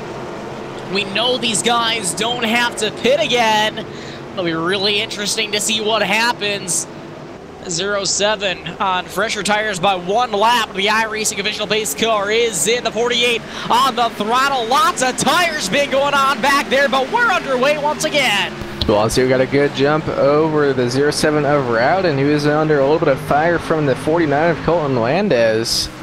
Pretty good showing for Landez now. When it counts, 43 laps to go, and he's at the 3rd position. And wreck in turn 2. No caution yet. That is the number 06 of Jay Heisman, 42 of Tom Wetmore. There was a car stopped. Wetmore is top destroyed. Of the track, try to see what happens here. Catch me, guys, if anything happens live. But caution now. Away now, thrown by race officials. 77 and the 5 had contact. That caused a checkup there. Samuel Nato involved. 77 of Andrew Fayash with contact there. Good job by league officials to throw that caution, because it really needed to be thrown. That was a pretty big wreck. I think that was something with the 5 and the 77. 77 of Andrew Fayash goes to the top. The 5 just completely I don't know if he just drifted up the track and went for the block there, but that contact just caused the rest of the field to stack up there off of corner number 2. I think the 42 at the worst end of it there. So a race that ran 150 laps approximately under green. We cautions laps. I'm not sure why the 5 really checked up like that. I don't know if he got really tight down there on the bottom or what happened. I really, and especially on a restart like that, you don't expect there to be kind of problems making that corner. So I don't know. He went for a block, didn't realize there was that much momentum built up, but that obviously had a negative result for many a driver. And back on the yellow we are, nobody up front coming to pit lane. Looks like William Dunn coming down. Christopher Schetzler, the 36 of 5. A few others coming down pit road. Probably 10 drivers or so have come now, but nobody running in the pack. So, as we haven't, I don't remember the beginning of the race well enough at this point, but if we're going to give it a 40 lap run, who are we going to take of these top two? It just seemed like even on the short runs, he was just the fastest early on. And he seemed to actually even hold the pace pretty well throughout the long run. But Corey, it looks like someone in chat is saying that the 5 was on the older tires, so I'm guessing he took the wave around, and that's why he was so slow through 1 and 2. That would certainly explain it there. Makes sense. Know how the wave around works. You're in a desperate position. You want to get on the lead lap, so if that's all you have to make, it's obviously not going to make your life very easy. That can happen from it.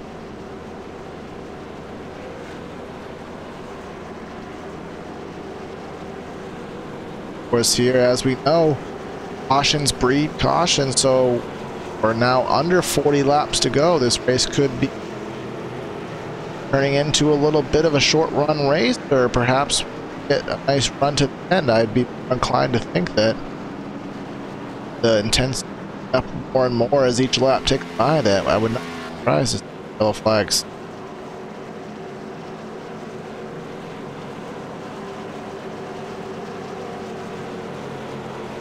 I think what de Blasio wants is just this thing just to go green. I think he knows he has the pace to hold off Rowden and everyone else. He just wants to go green. May very well be that point where, as the leader, as we all know, whatever you strategy is wrong. Lap where a lot of people get him shuffled out. I know it happened to me time before. Everyone hit, choose to stay out, or vice versa, and hey, you're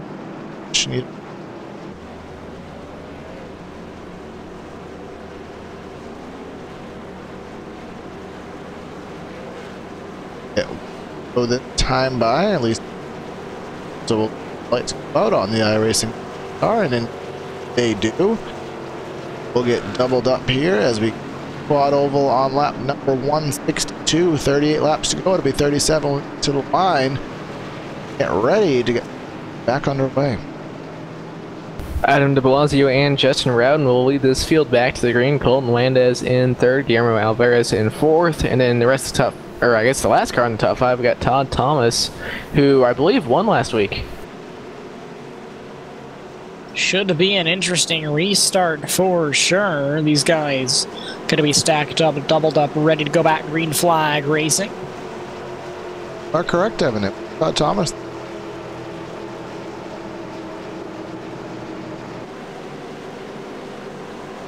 Outside has not been getting the runs here tonight. We 48 pull away. We saw some 07 company on the last restart. So if that is the case on the start, coming off of corner number 4, de Blasio, who has dominated the race, his biggest follower has been the 07 of Justin Rowan. They're on equal tires right now. Pace car is in. Who will get the edge? 48 on the loud pedal. We're racing here at Charlotte. Lot of tires bid once again on that restart there. That's going to really benefit the 48 of de Blasio, but battling going on side by side for the second position. Yeah, side by side for second. Colton Landez down on the bottom will clear for the second position. So they'll put the 07 around and back into third, wreck down the back stretch. No caution yet. Two cars down on the apron. 19 of her and the 5 of Kirkman. Go back on replay quickly, see what happened there. Looks like off of corner number 4, the 19 and the 5, just a little bit of left rear contact to the 5 machine from Tyler Herr. Soft spin down the back straightaway, but we stay green flag racing. Yeah, we do, and well, it looks like the 49 and the 07 are both starting to reel in that 48 machine at de Blasio. 35 laps to go as we take this next lap, and you have to remember this is still what we would consider a long run, so these guys cannot burn their stuff off if they do expect this race to go green all the way. Absolutely. You really, it is very important here at Charlotte to save those tires. And, you know, you really can't use up your stuff, because you can use up pretty much all your stuff if you push it really hard, a matter of 5-10 laps. So, you know, imagine over a 30-lap run onto these tires, pushing it hard. Not going to work out for you. Yeah, the first 3 laps are probably when it's easiest to push it way too hard, because you have the grip and you feel like Superman out there, and then 5 laps later, you don't have any grip. Battle for the lead, going to be side by side. 49 on the low side. That's Colton Landis. 48 of de Blasio up top. 49 with the advantage down low with the momentum, but a 48 machine going to be able to hold him off so far. That's going to stall up. That's going to stall at 49. Oh boy, near contact. 0-7 down the low side, manages to keep it off the 49 machine. Very, very close call. Guillermo Alvarez getting in the mix here as well. Right behind the 0-7 is Alvarez in that number 83 Kellogg's machine. He looks like he got a pretty good run off of corner number 4. Thought he was going to take a look to the inside around and did not have the opportunity to do so. But here comes Joseph Tees in the 25. Tyson the 25. He's trying to get in this as well. Tyson underneath that 24. Right back with the 78. Dunn to the outside of Tice. Into the fence is the 24 Schutzler. He keeps it straight, keeps it going. We stay green. 25 and 43 still side by side. That's right behind the 83 of Alvarez. Now heading down through the Charlotte quad oval. The 43 with the momentum up on the high side. Heading down into turn number 1 now. 25 tries to dive it down deep. 43 gonna have the momentum. Up front, the 49 is caught back up to the 48. Oh, wrecked on the back. 20, or is that the 36 that's around? That's 36. Jacob Fife. Caution flag is on the speedway once again. The 36 of Fife involved in this one. There was some contact between a couple of drivers back there. It looked like the 78 machine. See here on replay, we're coming through 1 and 2. 36s to the inside of Don Stevenson in the 47, but there was contact 48 and the 78 off corner number 2. It looked like they both got hooked off the bumper of the 47. Everybody trying to go for the same real estate there.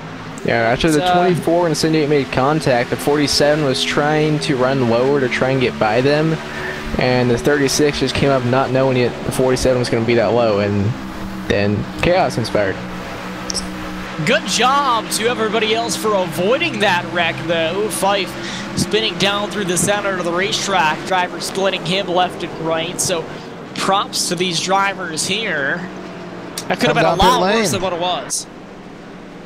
See, well, anyone try 2 tires? They only ran about 9 or 10 laps.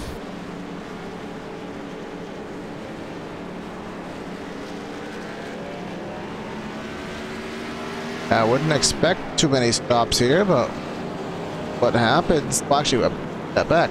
I would expect a whole bunch of stops, and wouldn't expect anybody to stay out, and I wouldn't expect any tires. It's long of a run to the finish. Few drivers maybe taking 2. No, 49, the first car out. He is on 4 tires as well. Justin Rowden out second. I think the 48's back in the 4th position.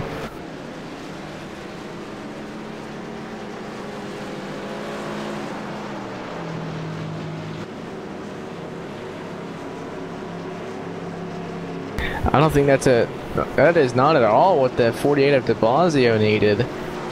He's gonna have to restart back in 4th. Brennan, do you think he has the speed to get from 4th to the lead here? We're gonna have about 30 laps.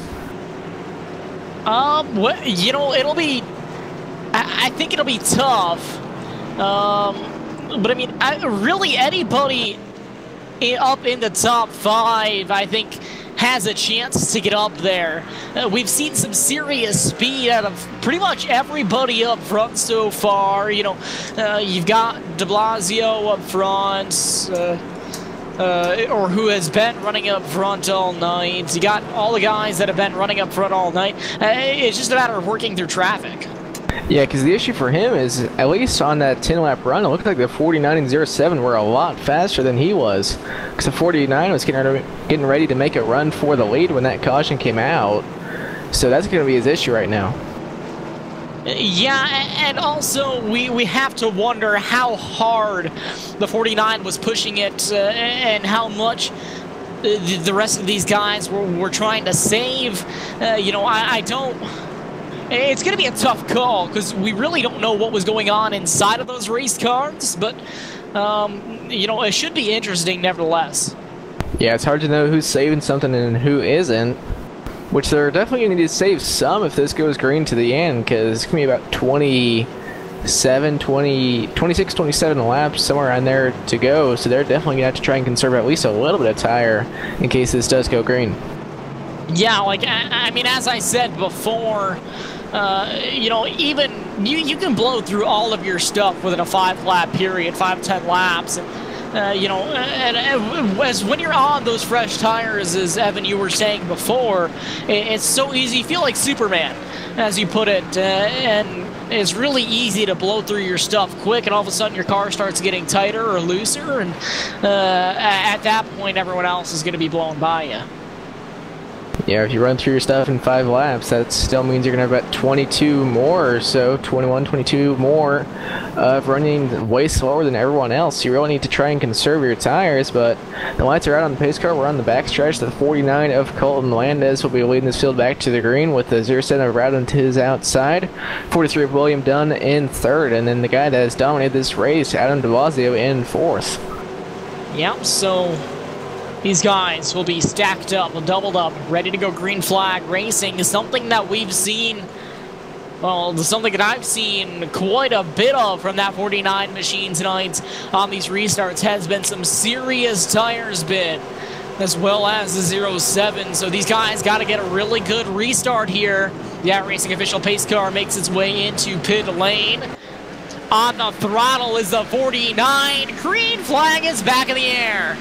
49 did get a little bit of a jump over everyone else, but not as huge as we have seen. We got side-by-side 4 second, the 43 of William Dunn to the inside of the 07 of Rowden out of turn 2. And 43 is going to slide up a little bit. The 48 has a run. We'll see if he can go anywhere, but down the backstretch, going into turn 3, the 07 of Rowden does have the advantage and will clear over that 43. You can tell de Blasio has the speed behind these guys, but nowhere to put it. Almost a little bit of contact between him and a 43 machine now. Now de Blasio open high side, going down into turn number 1, trying to use the momentum to get around this traffic, and now manages to sneak around. He's going to dive in the corner a little bit, get the momentum on exit. Now has his high set on the 07. De Blasio through to second, down into turn number 3. We'll see if he can get up to second. He's in third now out of 4. He's got a pretty good run on route and not going to be able to make him move quite yet. But he definitely has the speed. 24 laps to go here at Charlotte Motor Speedway. Colton Landis is leading for the first time here tonight. Seeing if he can make it happen, seeing if he can hang on here. Not sure if he's going to be able to. The 07 of Rowden is closing in. Adam de Blasio right behind him. Cannot count on anybody behind him. We all know the yellow flag may come out one more time, so these guys really have to fight for it. You never know if this is the last restart or not. All of the top 3 ran their best lap just last time by, so they are pushing as hard as they can. But of the fast laps, de Blasio did have the quickest, but he may be burning his stuff up. We'll see here, coming to 23 laps to go. We'll see who is burning their tires up and who is not. Evan, is this a long enough run that those tires really can burn off and you may lose your stuff? Is it too long of a run to go full bore right now? You cannot go full bore, because already right now these guys are starting to feel their tires wear, and it's just going to get worse the longer they run. Car in the grass on the front stretch. Couldn't quite catch the number on that. Everything stays clear. Stay green. The 49 is starting to pull away from Rowden. you should be the 49 should be a little bit worried on if he is burning his tires up maybe a little bit too much. He still has a little ways to go. Yeah, with how fast these guys are running right now, you know, I'm concerned about that myself. I think these guys, the 07, the 48, and everybody behind them, kind of realize that, you know, they've got to start saving. Otherwise, it's going to be a pain to wheel these cars around at the end of this race, and they won't really be able to do anything with it. The 49 machine still pulling away. Obviously, these guys running some of the best laps of the night right now, or were. I'd be concerned. Yeah, Landez just ran a little, or just right about a 10th quicker than the 07. So we're going to need to really watch as they're coming to 20 laps to go. Who is burning their stuff up? Yeah, 20 to go this time around. Take a look at the lap tracker here. See who's the fastest of the top 10 as they cross the stripe here to take lap number 180.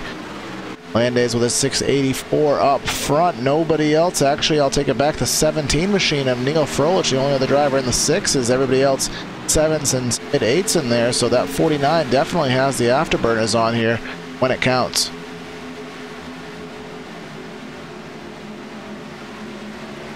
Side by side for the 5th position of Alvarez to the outside and Tice to the inside in the 25. Looks like the 83 will prevail and hang on to a top 5 spot, and he is right behind the number 43 William Dunn. Took a look to the outside, took a look to the inside, to the outside again. Guillermo Alvarez taking a look to the outside, now back in line out of turn number 2 down the backstretch. He has a pretty good run over that 43. Now see down into turn 3s. Once again taking a look to the outside, not close enough to get to his quarter panel, but he is running the higher lane, trying to get some momentum out of 4. There we go down the front stretch. He's got a pretty good run. He may be able to take a look. Heading down the front straightaway out of the quad oval, down into turn number 1. Now the 83 running the higher line, and then Dunn Alvarez trying to get the momentum off. Now heading down out of turn number 2, down the back straightaway. He has the run. Now looking down low, going to be side by side. Into 3, the 83 trying to do a slide job. He's going to maybe slide in front of that 43. Not going to be able to. Caution in front of them. Right in front of them. The 48 is involved. 07 around. 07 involved. Here comes the 45. Trouble for your leaders. Well, what happened there? Did look like they were side by side, the 48 and the 24. Maybe predict something that may have happened. 48 just lost the nose out of 4. Yeah, that then clipped the 07. That sent the 07 around pretty, well, I think minimal damage for Rowden. The Blasio has some rear end damage. The 2 guys who have been up front this entire race are, for all intents and purposes, out of contention. Well, actually, I guess the 48 still managed to hang. Blasio is still in second. I don't get how, but he's gonna have to pit. He's got rear end damage. That everyone's on pit road right now. Up.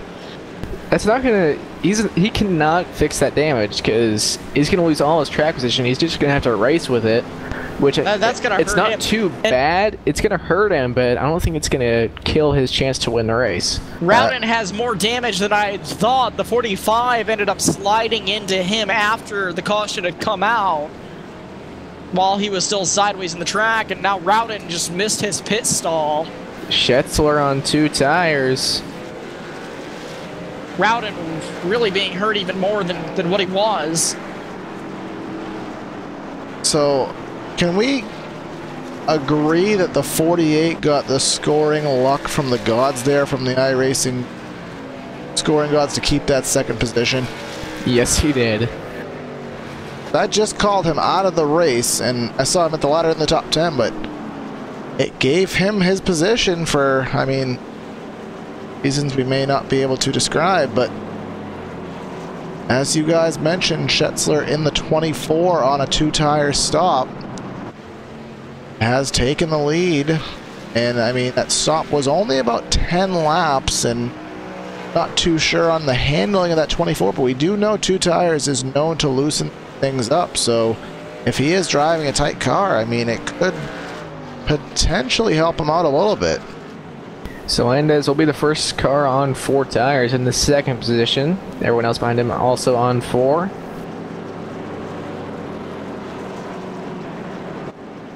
So this is going to be really interesting to see how 2 tires on that 24 does. He may spin the tires a little bit, he's going to have to really watch out for that, but there's only going to be about 13 laps to go on the green. Yeah, I think this late in the race, it's a good call. It's just, you know, obviously he's going to be in a way better position than what he was before, so we'll see. As long as everybody doesn't go barreling into him or he doesn't spin his tires too bad, I think he'll be okay. I don't know if he'll be able to hold on to the win, but he should still be able to hold on to a good top 10 position. Yeah, a better position than what he was in before, I think, is the only thing that he was really aiming for here, and I think if it works out, it'll benefit him quite a bit. And that's really all you need is if you know you were a top 15 car and you pull off some strategy and finish 8th, I mean, you guys said it's still a positive situation for him. We can't just degrade the strategy if it doesn't win the race, and of course, who's to say that we've had the last caution flag? We probably pull off at least one more caution and get this race restarted. Schetzler choosing the top side of the racetrack here for this restart. I don't know about that call because usually, at least yesterday, the outside lane there was a little bit more wheel spin up there. We'll see how this works out for him. Grip. We'll see. I think he's aiming down into turn number 1, seeing if he can get the momentum off and, you know, possibly just hold on to as many positions as he can so that way he doesn't get stuck on the bottom, because with old tires, with any type of old tires, that's the last place you want to be. But pace car will be making its way down into the safety pit lane this time by. Again, folks, you're watching PTRTV on LSRTV here tonight's first ever broadcast. Pace car is in. Awaiting the 24 to get on the loud pedal. There he goes. Green flag is back in the air. But he did not get a very big jump. The 49 is going to be to his inside before they get to turn 1. So out of 2 to 49, before they even get out of 2, cars around 25 of Tice, I believe that is. They saved it. Oh boy, almost 3 wide back here for the second position. Alvarez looking down low, the 24, de Blasio behind them. They managed to single out now. 24 drifts up the racetrack a little bit more. The 48 looking down low.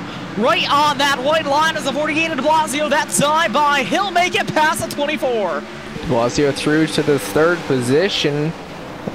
About 12 laps to go. We'll see if he can get by Guillermo and then catch back up to that 49. I don't know if he's going to be able to. Car round out 2. Caution is out.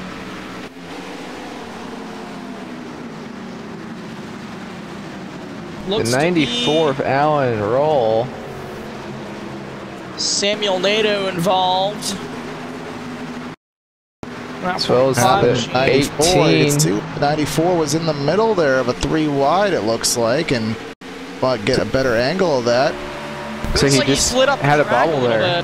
Just got a little bit loose and slid up into the 18. Doored him there, and when he doored him, he was the one that got the short pick there, and then who got the 45 of NATO, who's been involved in, I think, the last 2 or 3 yellows, and where he had a good run going earlier, but the 5's run has turned around. And again, I just said I didn't think we would have the last restart of the race, and no, that was not the last restart. I think we can say with near definitive that this should be the final. All right, we'd probably go green. No, I'm going to take that back. Probably go green, but about 7 or 8 laps to go. So there was a quick yellow on the restart. We could back green, but of course we did not want that to happen. I don't hope that. But guys, now, go ahead, Brandon. I was gonna say, guys, you know, this whole first part of the race went almost completely green. And 1 caution flag. Cautions bring cautions. Now Adam de Blasio, he's back in this thing. He's going to be restarting in third, right behind our leader, most likely. I'm assuming he'll take the inside lane. So he's back in it. Yeah, road P20 right now, and about P20 right now, approximately that damage fixed that incident. So, but de Blasio was still in good position right now. We'll just give you a top 10 rundown. We have Colton Landis lead race right now, led 17 laps. Gilmore Alvarez in second, Adam de Blasio in third, leading 125 laps of the race.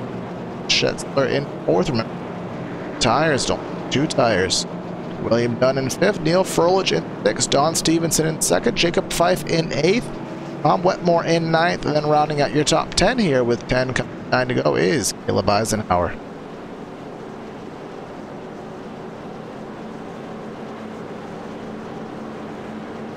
Goers here of the race as we are at stages of the race. Is the 24 with that 2 tire crawl. He's up 2 spots from his initial start of the race. Alvarez up 13.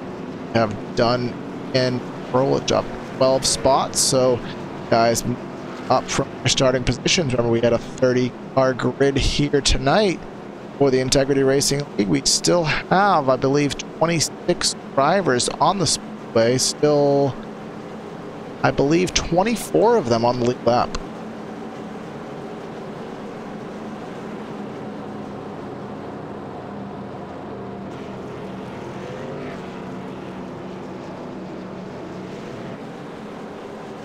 Of the race, taking their picks, guys. I think I already know what they're going to be, so let's do it. Picks. Brandon, you can go first. I'm taking Landis to hang on. I'll just force myself in there and go first. Okay, well, I think I'm going to take Alvarez. We could be on the same team. Alvarez, no, okay. I'm going to take Alvarez. I am going to go with the guy who dominated this race, Adam de Blasio. I mean, Alvarez, I'd just like to point this out. Alvarez is having a really, really good run here tonight. You know, normally a top 10 car, but we don't normally see him up this far, and I think he's in a really good position, other than restarting on the outside here. You know, gotta watch that tire spin, but I think he's in a really, really good position for himself. Yeah, Alvarez, he had a really good run last week at Kansas, so he's got a little of momentum coming into this race. So he's gonna just have to hold on and try and get by the 49 here for about 7 laps. Of course, that's a task said then done. We know how the outside has been really susceptible to wheel spin. The inside driver on the lead can go whenever he wants, so that throws the outside off. Can the 48 stay with him? Can the 48 time the jump? Can Schetzler hang on as good as he can with those 2 tires? Stay tuned. We're all about to find out here. PTRTV on LSRTV coming off corner number 4. Pace car is in on the loud pedal. We're racing again. 9 laps to go. Good jump by the 49 machine. Got the lead that he needed. Now, de Blasio makes his way, trying to fight his way into second. Alvarez up on the high side with the momentum, though. Going to be a drag race down the back straightaway, side by side. Down into turn 3, Alvarez way out top, up in the 4th lane. The 48 of de Blasio will clear for the position.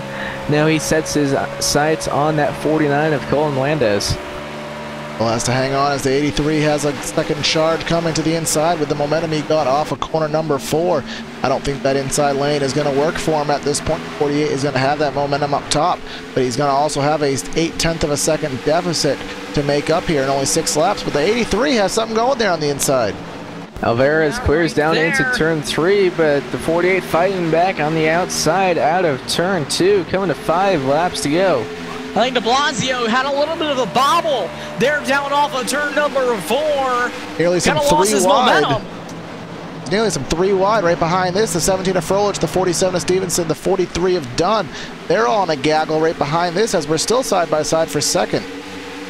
This is really, really helping that 49 machine out. These guys being very racy back here for the second position.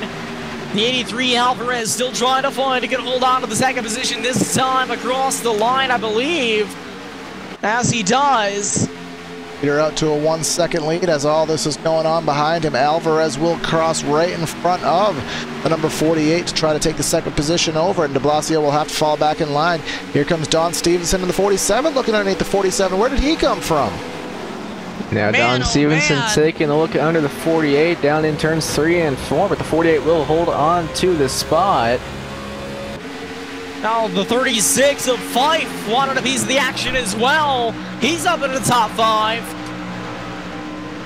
Fife, remember, he had that spin on the back straightaway, has recovered from it quite nicely here as he is now back into the top 5. Salvaged a very good run as someone into the wall there on the back straightaway. Everyone will shuffle to avoid. Side by side now for third down into turn 3. The 47 was underneath the 48 into the corner, but the 48 did manage to clear. But the 47 got a pretty good run out of 43 spot on the front straightaway. There we go. That's the race, folks. That will end the race. Big wreck on the front stretch. 5 of Kirkman hard into the inside barrier there on the to the inside pit wall lead. Go on to the replay for the final time tonight. Oh, actually, there it is, off a little bit of a kerfuffle off of corner number 4 there. Eisenhower hard hit, Kirkman hard hit, a lot of hard hits. 43 was to the inside, Eisenhower to the top, Tom Wetmore in the middle line there. They all come together off corner number 4. I think the 51 held a very tight line there off corner number 4. The 43 needed him to be higher up, or expected him to be higher up, but they all came together. It looks like he got loose out of 4, so that had the front of his car pointed more to the inside, and the 43 just came up not expecting the front of his car to be that low. But guys, that will end this race. Colton Landez in the 49 machine out front. Very, very well done at the end of this race to take the lead. Those guys battled behind him. He ended up pulling away from them. Now coming out of turn 4, the checkers in yellow will wave together. Coming home with the victory here tonight, it's going to be the 49 machine, Colton Landez. Across the line, top 3 going to be the 49, Guillermo Alvarez. And the 83 coming home second, and the 48, Adam de Blasio, after dominating this race, comes home with a podium finish still, but back there in third. Congrats again to the top 3. Congrats Colton Landez, who won tonight's race. But the last 30 or so laps of it, we're going to step away, get these guys into the booth here for post-race interviews. So again, stay with us here on PTRTV on LSRTV. The better it goes. You can crawl up on that wheel and feel like you made the difference at the end of the night. Asphalt car, you can't overdrive them. Well, that was the first thing that I had to learn right off the bat is, oh my gosh, I've got to discipline myself, not overdrive this thing, and that's how you get the most out of it. Truth be told, communicating the right information to your crew and your crew chief so they can do their job and make their appropriate adjustments for you to go faster and do your job is probably 90% of the game in our world. I've always loved late models. You know, my dream was to be a late model driver driving for a living across the country like Daryl and Don do that drive for me. I mean, that was, truth be told, that was my dream, you know. I always wanted a semi. I always wanted a stacker trailer with 2 hot rods in it and let's go racing. Let's take off with your buddies and go race and chase that dream. Never in a million years did I think it would turn into a Cup Series, and I actually have an opportunity to own 2 dirt late model teams.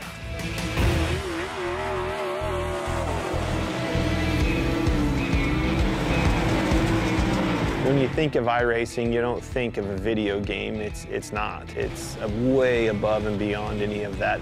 You know, dirt racing changes so much. The track changes so much. Being able to capture that, to experience all those details that surround dirt racing and make dirt racing what it is what makes iRacing so cool, because they did nail all of that. I knew when they came to our shop and scanned cars and went to the detail of getting that car right, I knew that it was going to be over the top, because it blew my mind just the work that went into making sure the car itself was legit. This sport has been around a long time. The competition can't be replaced. And that's what brings people back to the racetrack week in and week out.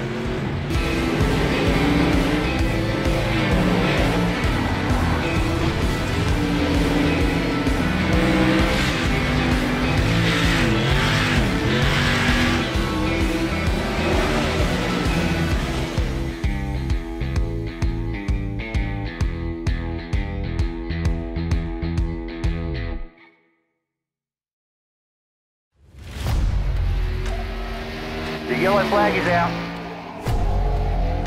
Pit road is now open. Keep your eye on those gauges. We'll give you 4 tyres. 3, 2, 1, now.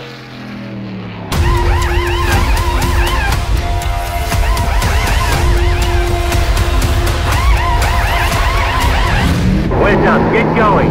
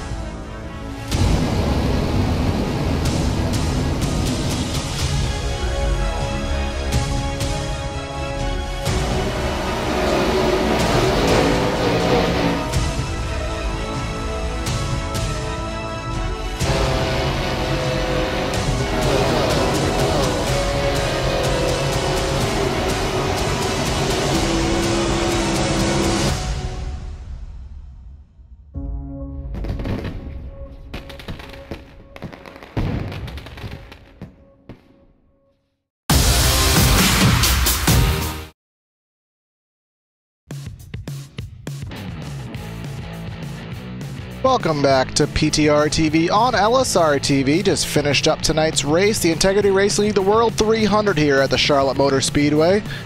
As we are waiting for what we hope to be some post-race interviews, so we will wrap up and give you the final rundown from tonight's action. Winning tonight's race, Colton Landis with 27 laps led, Guillermo Alvarez in second, Adam de Blasio, who dominated with 125 laps led, finishing in third, Don Stevenson in fourth, Jacob Fife in fifth, Neil Frolich in sixth, Tom Wetmore in seventh, Chris Schetzler in eighth, Todd Thomas and Lance Ventles round out your top 10.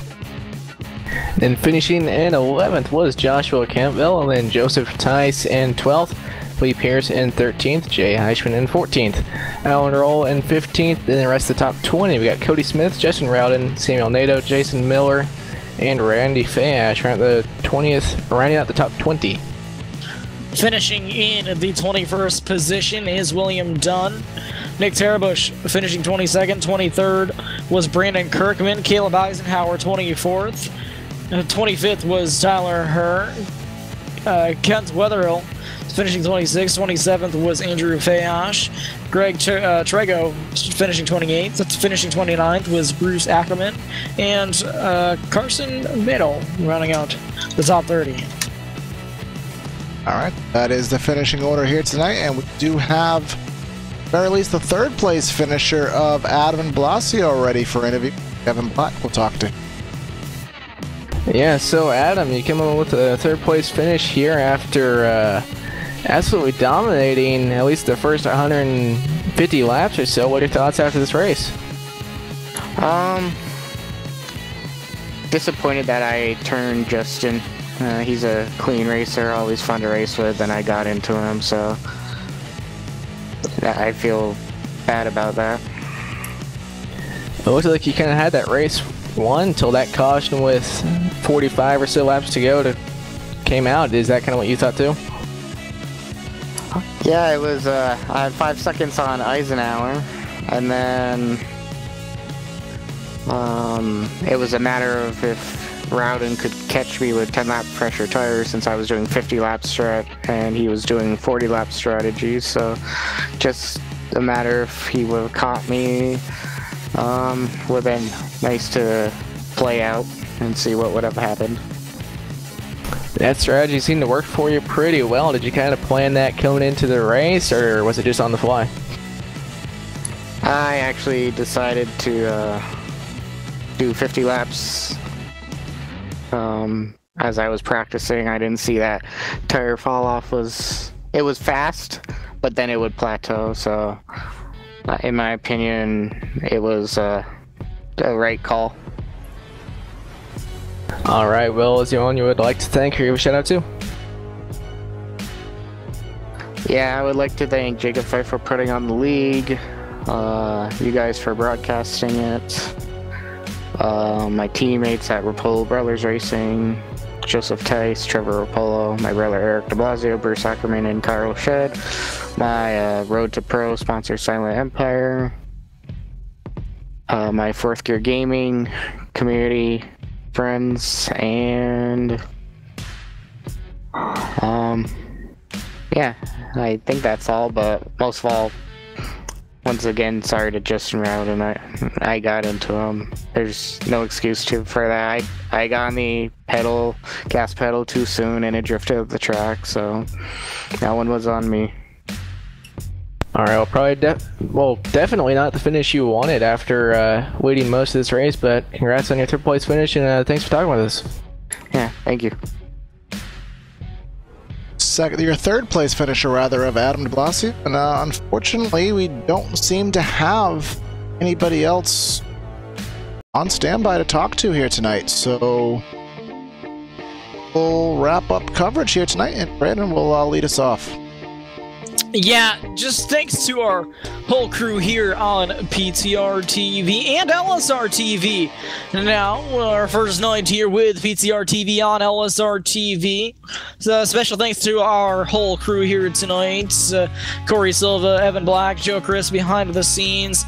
And also, shout out to our PTRTV sponsors, starting out with Air Movement and Fabrications. Oh, Brandon, I'm going to cut you off right now. We have the winner of tonight's race. Okay. Last second call there, but we want to make sure we at least can talk to the winner of tonight's race, so we'll have you talk to Colton Landy. Well, thankfully, I'm already down here in Victory Lane. We were waiting for you. He's out of the race car now, Colton Landis, and man, how do you feel right now?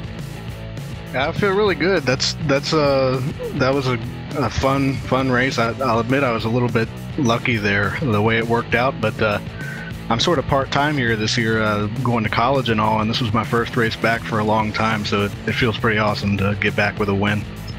Well, that's awesome. You know, kicking things off right for you. Tell us a little bit about your race. I mean, we didn't really see you too much there until the very end. Yeah, I was on that 40-lap pit strategy that Justin was on, but honestly, I wasn't, at least over a long run, didn't seem to have the speed that he did. I wasn't sure where I was going to end up. I was thinking somewhere between probably 7th and 10th, and then that caution came out there after that long green run, pretty much right at the right time for me, and then I think Adam had a problem in the pits. I had a good restart on one of those restarts, and everything just sort of worked out for me there. Yeah, I mean, you know, run through kind of the end of this race and the restarts. You know, there was a couple restarts. You restarted from the lead, a couple of them. You had a couple guys on 2 tires. Just tell us what was going through your mind that whole cycle through. Yeah, so on one of the restarts there, I was starting 3rd behind Adam. I think Justin spun his wheels a little bit, so I was able to get in front of him and get up to 2nd. And then I think the caution after that, I think is when Adam had his problem in the pits, so I came out with a lead there. So I was feeling pretty good at that point, and then we had that next caution, and then Chris stayed out on 2 tires, I think, and took the lead. So that got me pretty scared because, you know, you never know what can happen when somebody stays out on 2 tires like that, but fortunately I was able to get a good enough jump on him on the restart and clearing in turn 1. And from there, I guess the caution sort of kept on coming.